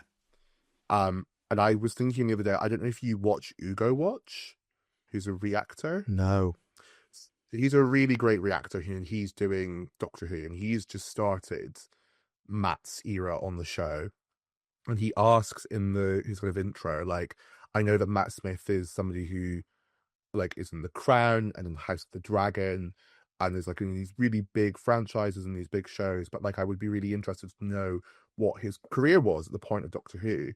And I knew that obviously like this was like the first big show that Matt did, but I was genuinely interested as to like what work had Matt done previous to this.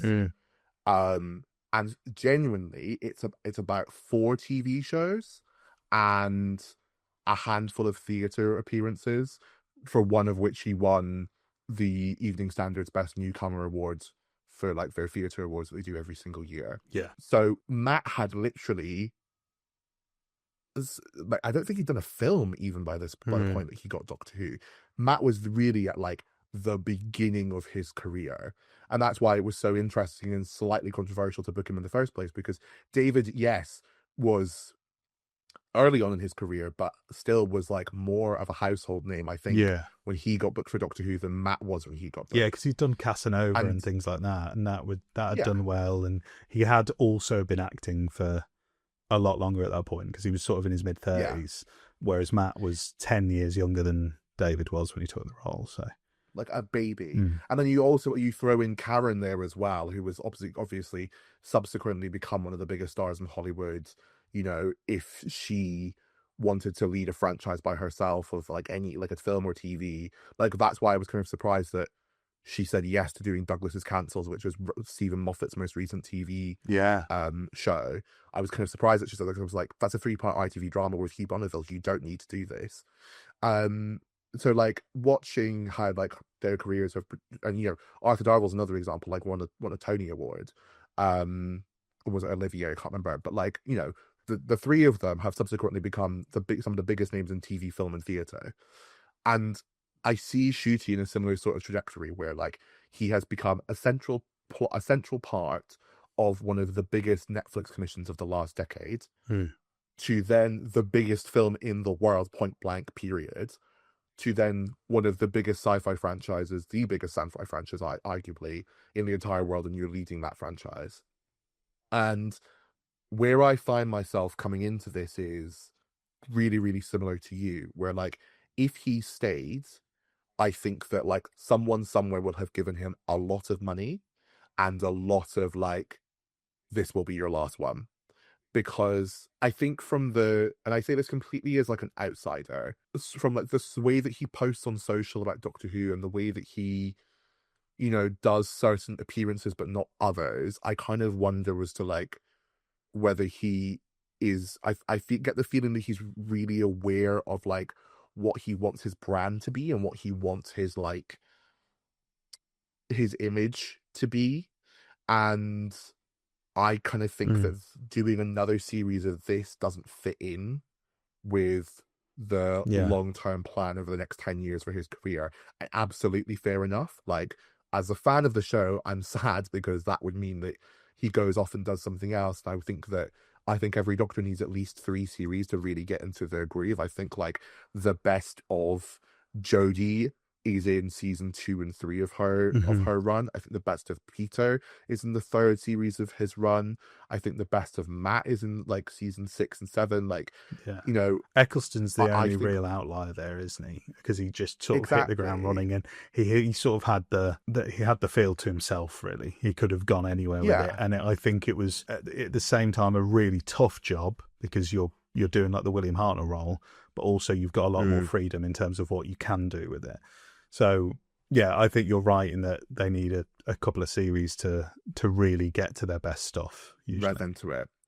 And I would really like him to do another season. I'd really like to see him, you know, take on another set of villains. Like, he's not fought off the Daleks, he's not fought the Cybermen, he's not fought the Master. He hasn't done the Weeping Angels, which I think you could add to the big 3 as like make the big 4.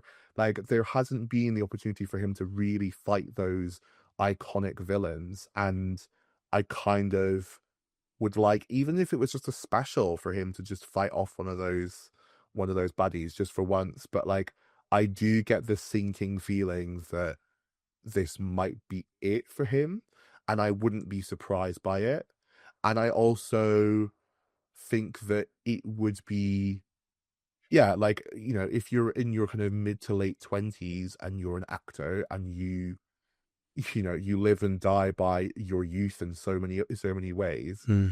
I think that I wouldn't be surprised if we got to the end of the season and there was a regeneration of some way, some form. Shall we? Because we have this is a long one, and I do apologize for everybody listening. We've got a lot to get through still. I'm gonna really, really quickly speed run the rest of my notes because I've not even ticked off half of my notes as in that we've covered them. Okay.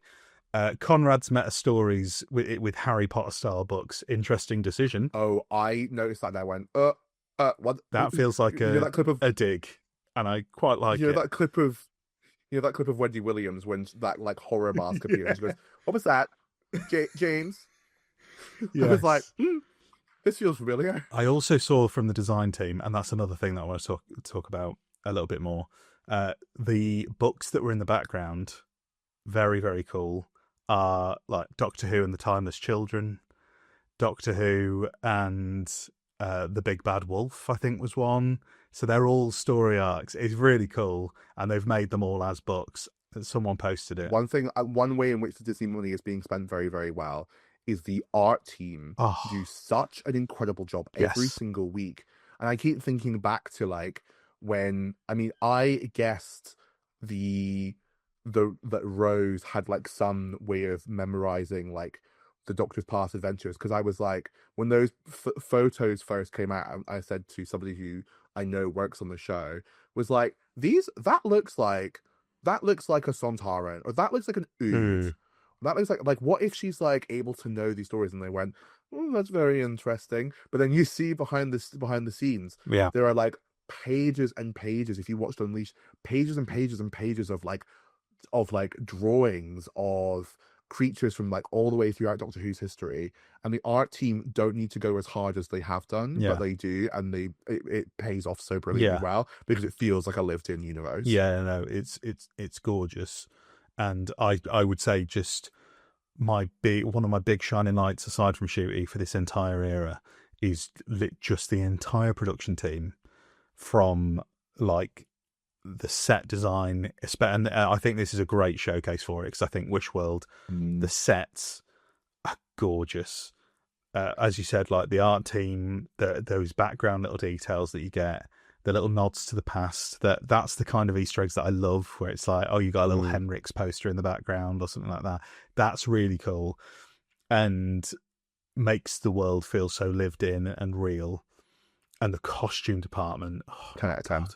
Like this week again, like having to create all of these alternate versions of characters that we're really aware of, but in this sort of retro futuristic sort of like 60s style, very Fantastic Four first steps. if we're going for a recent or an upcoming example, I think it all looks gorgeous. Can I add the Ronnie's sonic syringe into that? Yeah, the way that it's like made with like this kind of white, and I saw behind the scenes like a white enamel. Obviously, it's got kind of a syringe feel to it, but then at the bottom is this kind of speckle design that looks like Kate O'Mara's kind of jackets from like the 80s. Yeah. And has that kind of patterning, and they've like they took photos of the original outfits and they put that as the design around it. And at the top is like a deadly nightshade flower. Yes. Which kind of obviously like looks really beautiful. It kills you, and that's kind of part of like the Rania kind of being glamorous, but also will shoot you dead. I think all the kind of little touches are delightful. Okay, you asked me what questions I have going into next week. I've written one down here. What the fuck are those big bone boys? They're cool. What are they? What are they doing there? I did theorize, is that like Conrad's nightmares or something?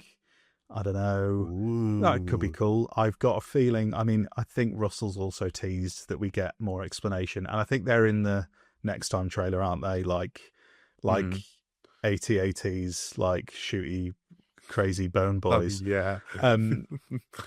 Intrigued. Was there not a comment from Shirley where she's like something from like a past world bleeding through? Yeah, and she was like, "What? It's like no one. It's like they're not there because their foot stomps down and it doesn't really do anything. So they're sort of like, I don't know if they're like manifestations or if they're real or not. It's very strange. That's one of my big questions. I want to know who the big bone boys are. Give me the big bone boy backstory. They're too big to be like mammoths. They're too big to be like actual earth creatures. Like they walk up among like, they're as big as like Big Ben, or like, you know, they're huge. They're not elephant size, or huge. Yeah, I don't Confusion. know. I wish I had the answers. Maybe I will next week. No, you won't. Okay. Tiny other things. The mugs and the slips, another little great world building point, and the bins, the slip bins, great idea. Love that. Great bit of world building. The Doctor being called Doctor Who inside the show always gives me a little tickle in the back of my brain. I always love it. Oh, one thing that we didn't touch on is a scene that I feel like is becoming a little bit of a meme already, but I thought it was really well done, which is when Belinda goes and screams in the woods, and I thought that was really cool. And it's like a proper, I loved it. It's like really strange and eerie and unsettling, and it's sort of like a perfect example of like that like you said, like mid-centuries housewife suppression and like having to run off into the middle of nowhere to release it, or just the frustration of like not being able to express who you are. I thought it was really cool, but it's becoming a bit of a meme. I don't know why it's becoming a meme. I don't know if I like that it's becoming a meme. No, I thought it was really well done. I thought it was really strange. I thought it was really well done. But it's exactly that thing of like, you know, you can imagine, I mean, you hear stories all the time of like, all the time, and so you regularly talk about it, but like, there are stories of like housewives just like disappearing. Yeah. And then coming back and they're absolutely fine. Like they have a bit of like someone had a nervous break and then they just disappear. Yeah. And then they come back and everything's fine. Everything's okay. And I think that's like, I guess it was a bit of a coping mechanism that like I can imagine lots of women who lived through that period who weren't able to kind of like express themselves in the same way would have like, you know, it wouldn't surprise me that like if someone was looking after your child, you could run into a forest and just go and scream at the fact like all this pent up energy. And then I guess in this case, it's like she's screaming because there is doubt in her head and she's not meant to doubt or question the world. And then when she gets all of that out, she can go back home and it's fine. It's chill. It's cool. It's fine. I've got all of it out. Yeah. And I thought I was going to make a big point there, but nothing came out of my head. Just You're doing it, mate. Yeah, we've got a few left. Carla Sunday gunning for the hat trick of turning on Ruby in alternate parallel realities is quite funny. She's just once again on that phone being like, my daughter, not again. I'm just like, why is she meant to be something like, she's meant to be her foster mother, she's meant to be her mum, like, but also where was Ruby's like birth mother? Yeah, I had that question. I was like, she exists still. Yeah, she was in it right? for like. Yeah, she was in it for 5 minutes in Lucky Day, wasn't she? She was in there for she had a cup of tea. She was there.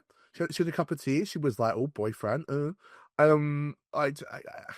Yeah, I kind of got really confused. I was like, "Oh, we're once again here where like Carla is like phoning up the police." I don't know if I like that. It's basically like because in terms of like the amount of appearances Carla's had, it's like if Jackie had turned on Rose like 3 times by the time we get to Bad Wolf Part of the Ways. And it's like, this is just very strange. Why does this keep happening? Once is weird, but it's interesting. Twice is like, oh, is this a theme? 3 times, that's a lot. Okay, we're now that's a lot. Okay, are we going to do this again? Should we do this again sometime?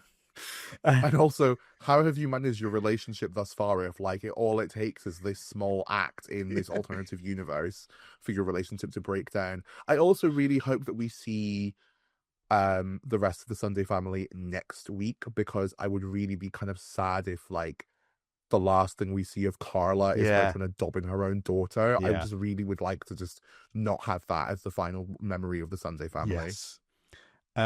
I can't believe we've gotten this far in and we've not mentioned Rogue. I like the idea of Rogue returning, and I think again my issues are with execution. Is that it's a bit janky, and it's a little bit like, oh, why is he there? How is he seeing this? Why is he doing this? I feel like it poses more questions again than it answers, and again, it's just another element chucked in to a very overstuffed finale. But I think there would have been a much cooler way to do it. I assume it's because we have had confirmation they filmed this when they filmed Rogue, so it's way in advance. This is like filmed in like the beginning of 2023 probably. Yeah. But if we hadn't have been in that situation, what would have been cool is like if he like almost swaps places with like Conrad like mid-sentence, and it's like the Doctor's subconscious pushing out the vision of Rogue, and like Rogue is almost storytelling that exposition in the same way that Conrad was before it's like swaps back to Conrad.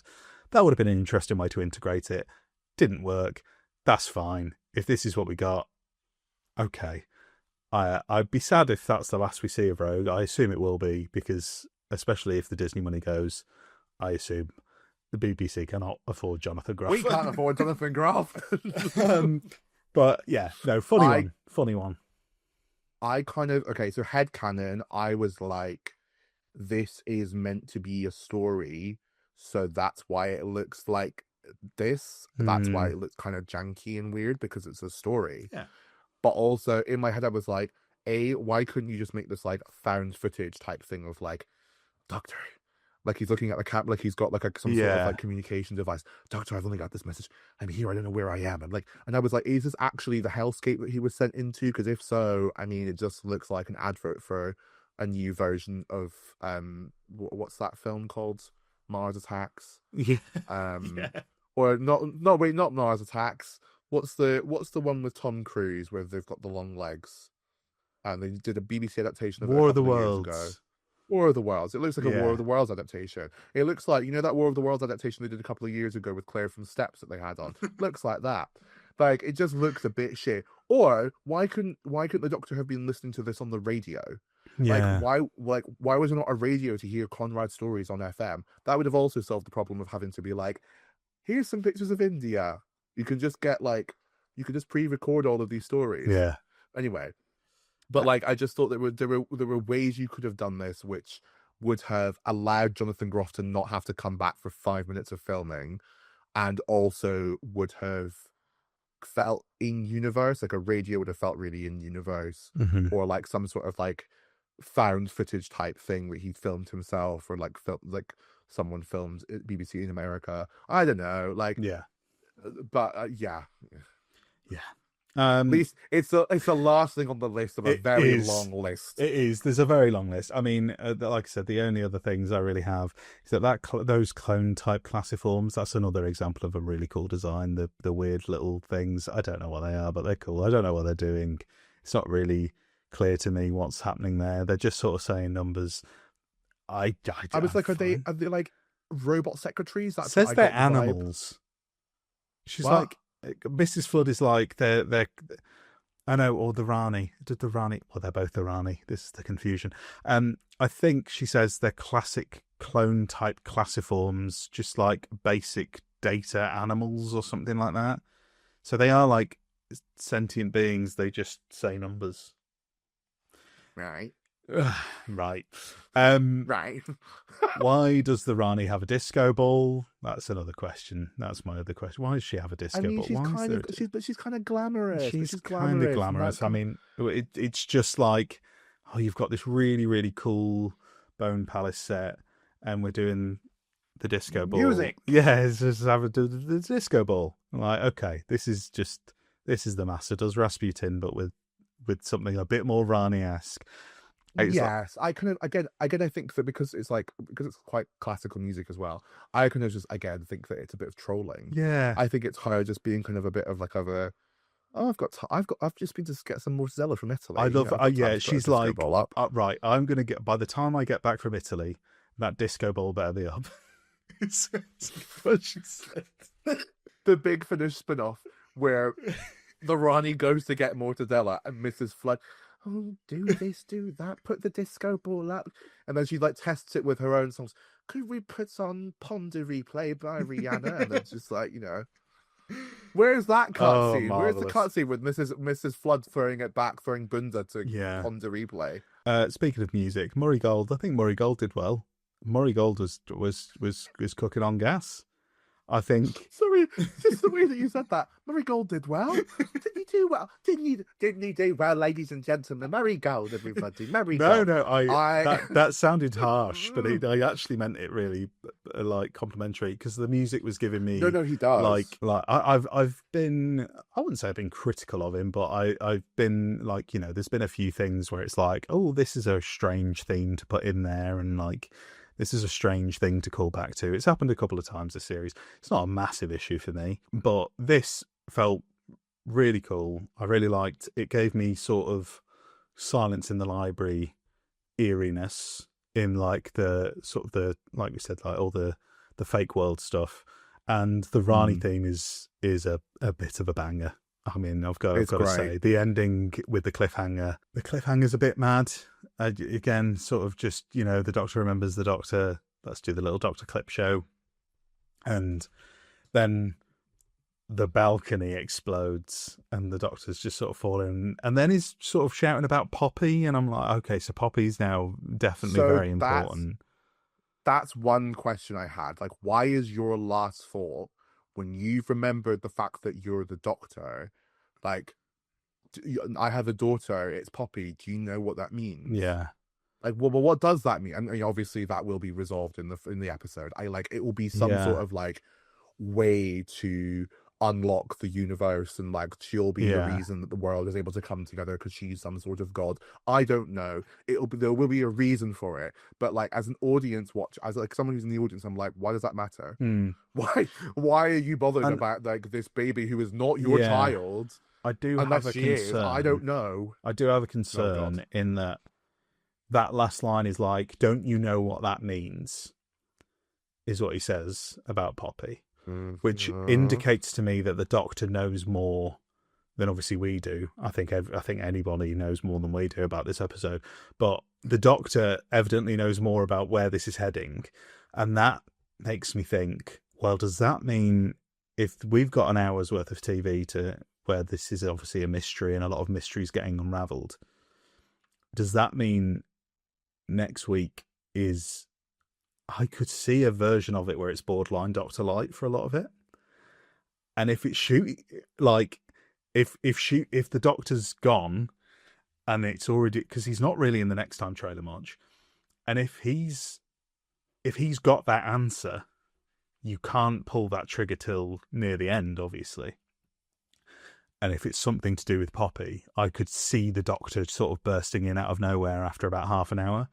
And if we're doing that, and it's Shooty's last episode, that would not be very good.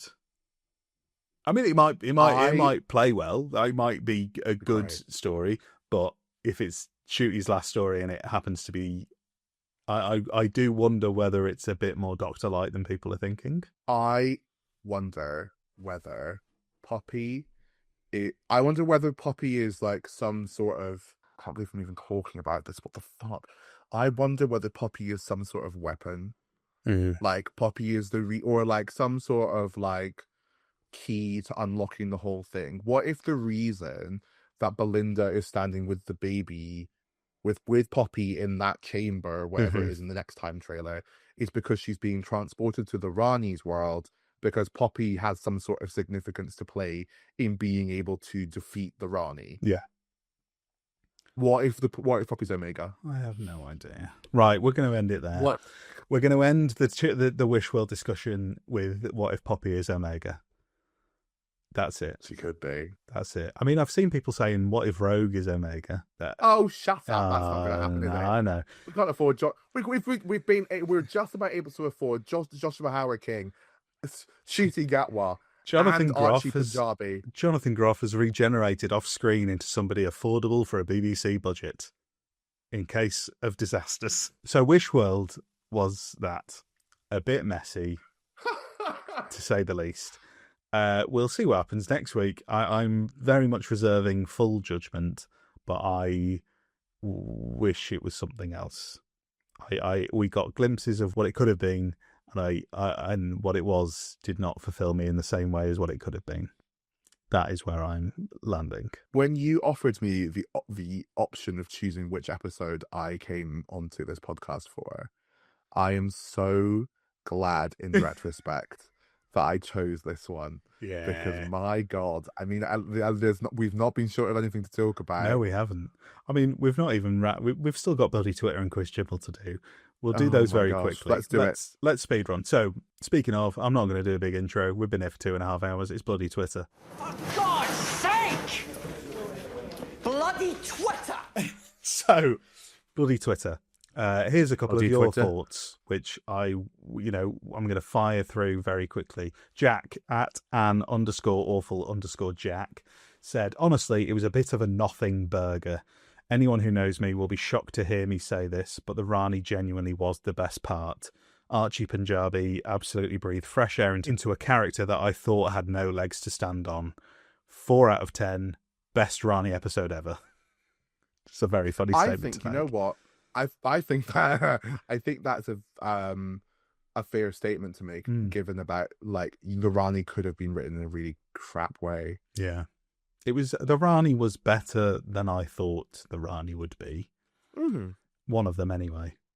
As we've been into. But anyway, Cal_King_Insta. These underscores are ripping my head to pieces. It really, it really just exists. Maybe it's because I watched this after only just watching Interstellar before it.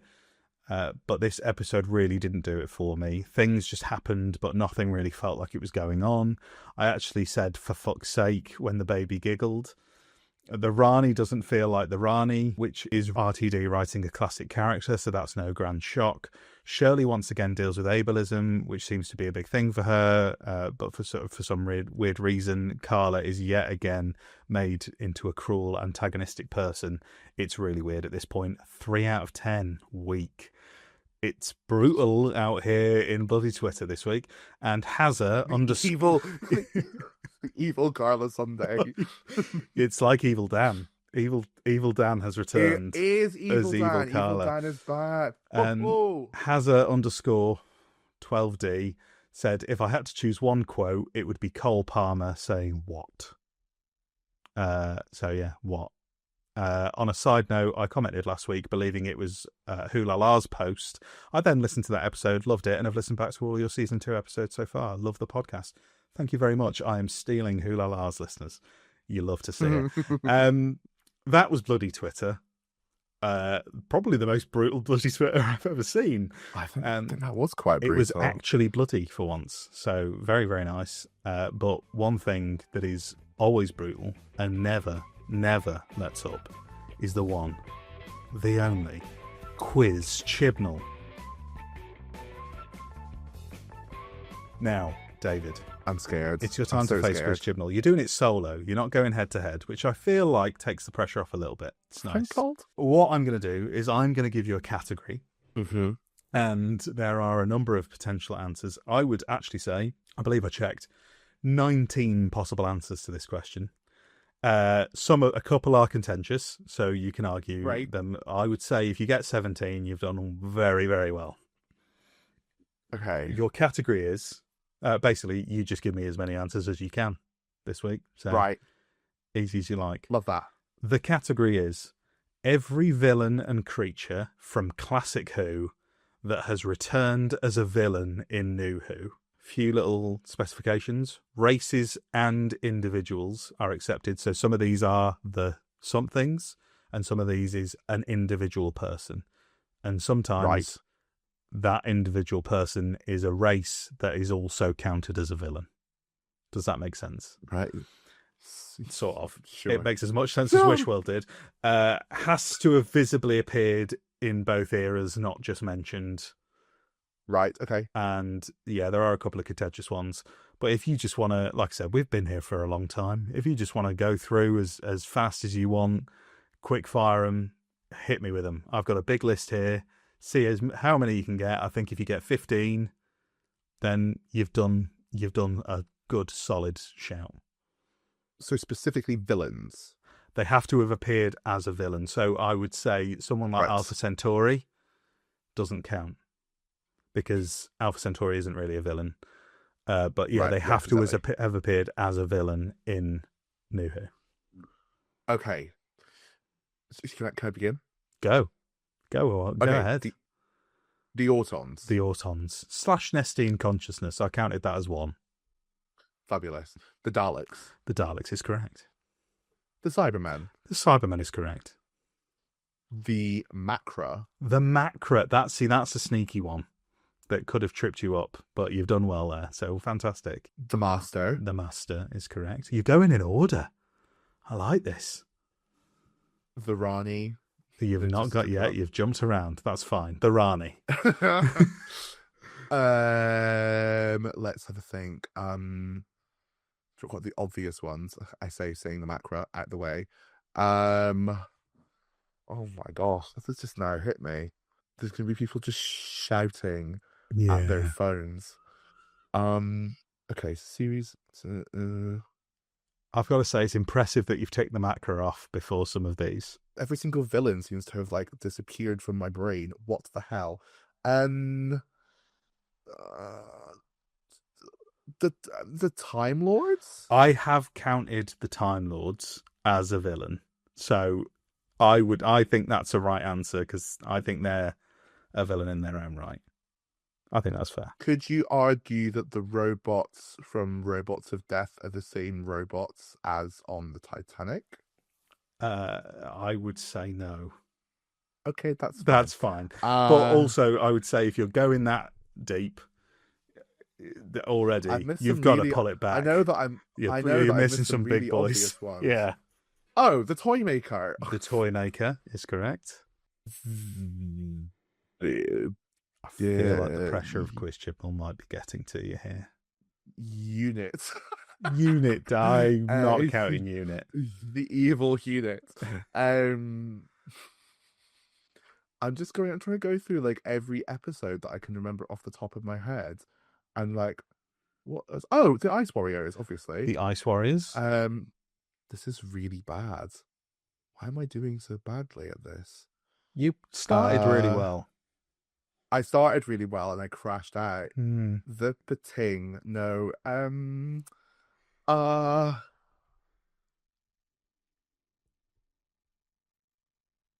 my goodness. Why has every single villain just vanished from my head?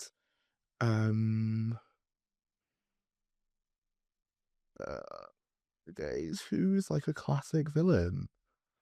Are we counting Omega now? I'll let you have it. Yeah. It is a contentious one because his Omega technically returned. Omega. Yeah. I I think you're just over halfway. You have 1, 2. You have 9 left. There are some here that you will kick yourself on big time. I'm just quick. Oh, the Zygons. Yes. Oh, the Zygons. Stupid fucking moron. I would say that if you want, do you want a little clue? Go on. There are 2 of these that actually appear in episode titles. God's sake. Okay, let's just go through it. Rose. We've got The End of the World. Charles Dickens, he's a villain. It's going to take us a long time if you're going to go that route.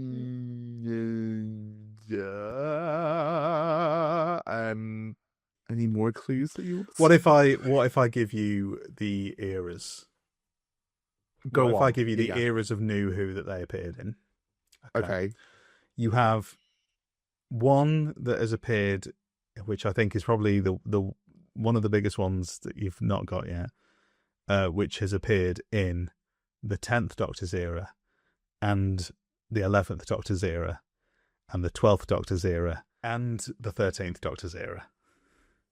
You also have you have one that's appeared in the 11th Doctor's era, the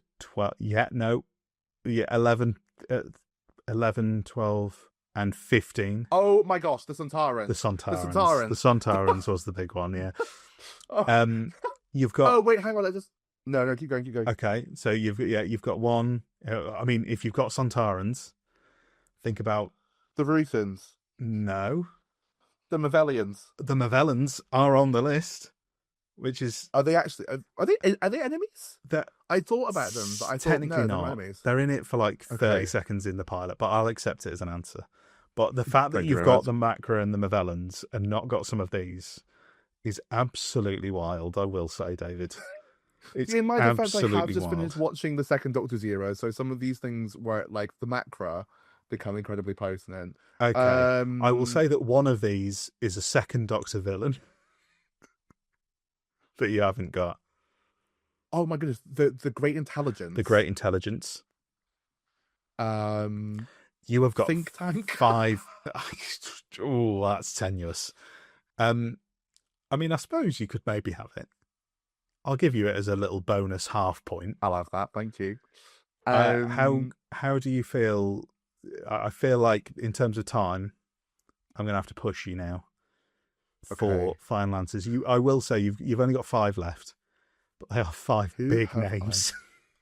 Who the hell have I missed? Which divas have I missed? Again, one of these is a little bit contentious, but I think you can argue that they did appear in both. I'm gonna give you 1 minute. The Silurians. Oh my goodness, the Silurians and the Sea Devils. The Silurians and the Sea Devils. Well done. Bloody hell. Vincent van Gogh. No. I think I'm gonna call time. Okay, but you've done well. Look, you got 16. That's good. Yeah. 16 out of 19 is good. Yeah. Listen, I can't call myself a legend, but I will. Whether you feel that way when I read these 3 names. Rassilon? Where's this go? Okay, in my defense, I said the Time Lords. That's fair. That's okay. That's fun. Sutek. Oh, yeah, but I was good. Oh, come on. Okay, and fair. Yes. Probably the big one, Davros. You forgot Davros. Oh no, my wrinkly testicle son. We've been recording for nearly 3 hours. This might be the longest episode of Who Knew I've ever put out. And it's also 10 o'clock, and David is recovering from illness. I've been travelling all day. I think the fact that we've gotten this far is reward enough. I think, fuck it. You get the Quiz Chibnall crown. There you go. I made the rules. There you go. You got a crown. You guys. 16's good enough. I said 15 would be great. Well, there you go. That was Quiz Chibnall. Well done, David. Well, that was Who Knew. What a mad episode. This is one of the funniest episodes of Who Knew I think has ever come out, and one of the longest. And I think if you can get your head around this, then maybe you've got a chance with Wishworld. Maybe. You could put out all 3 hours. I'll do most of it. Yeah, why not? Fuck it. If you get this far. Yeah. Right, well, David, no one might hear this, but please, I'm going to give you a couple of minutes to just plug whatever you want to plug. To the 4 people who've made it to the end there, I'm joking. There'll be many, many more than that. Oh my god, sorry, I'm just delirious and completely forgotten what I meant to plug. You can listen to the Who Watch podcast. We are currently on the mid-season break because I feel like every time we get to the end of a series, Beth and I have a breakdown. Absolutely so fair, yeah. We are in between season 6 and 7. We are going to be doing some stuff with the 60s before we leave, and then we are going to march straight into the John Pertwee era, and we're really excited. Mm-hmm. If you live anywhere near London and you like pop music, I co-resident DJ at a club night called Pop Never Dies, which has been endorsed by Charlie XCX herself. Oh, beautiful. Which is where she launched Brat last year. So if you like pop music and you want to come dance with me and some lovely, lovely people who may or may not have had a drink, then we are at the Lexington Angel at the last Saturday of every month, and we occasionally throw other parties at the Waiting Room in Stoke Newington, which you are very welcome to come along to. I'm trying to think if there is anything else to plug. I don't know if there is. I'm on all the social medias. You can find me at David Chipper, except on Twitter, where there is an underscore. Lol. At how we laugh at people with underscores. It's David_Chipper on Twitter. Shameful. I will put all of the links in the description. It will all be there. Let's see if I can get through this. Well, you've been listening to Who Knew, a Doctor Who podcast. I have been your host, as always, Josh Carr. You can find us wherever you get your podcasts and on YouTube. And speaking of YouTube, as this comes out, we are agonizingly close to 1,000 subscribers. I would love to hit it before the end of the series, at least by the time that my last episode for this series comes out. So please, if you are not already subscribed, head over, subscribe. We are about 11 subscribers away. So if we can hit it this week, I would love it. I would love it. You can find us, as I said, wherever you get your podcasts as well, and you can listen there. And you can find us on all the social medias, Who Knew Podcast or whoknewdwpod. All of the links are in the description. You can find us on Instagram, TikTok, Twitter, Blue Sky, wherever you fancy. And you can keep up to date with guest announcements, things like that, everything that's coming after we've covered season 2. Next week, I'll be back covering the series finale, The Reality War, with Troy and Crispy Pro from Who's There. This is the end of the podcast now, I would presume. David, thank you so much for joining me. I genuinely had such a blast recording this and trying to unpack 3 hours of my life. This fucking chaos of Wishworld. Thank you so much for joining me. Thank you. And please, while you're listening to Who Knew, go listen to Who Watch as well, because it's great. Woohoo! My gosh, thanks. And I will see you next week. Thank you very much. Thanks for listening to Who Knew, a Doctor Who podcast. You can find us wherever you get your pods and on YouTube. Please give us a like, share, subscribe, and a review if you can. It really helps us out. Massive thanks to Oliver Chenery for the Corridor of Fame intro and the Sononauts for lending their cover of the Doctor Who theme to be the theme for the podcast. Who Knew is a New Kid Media production.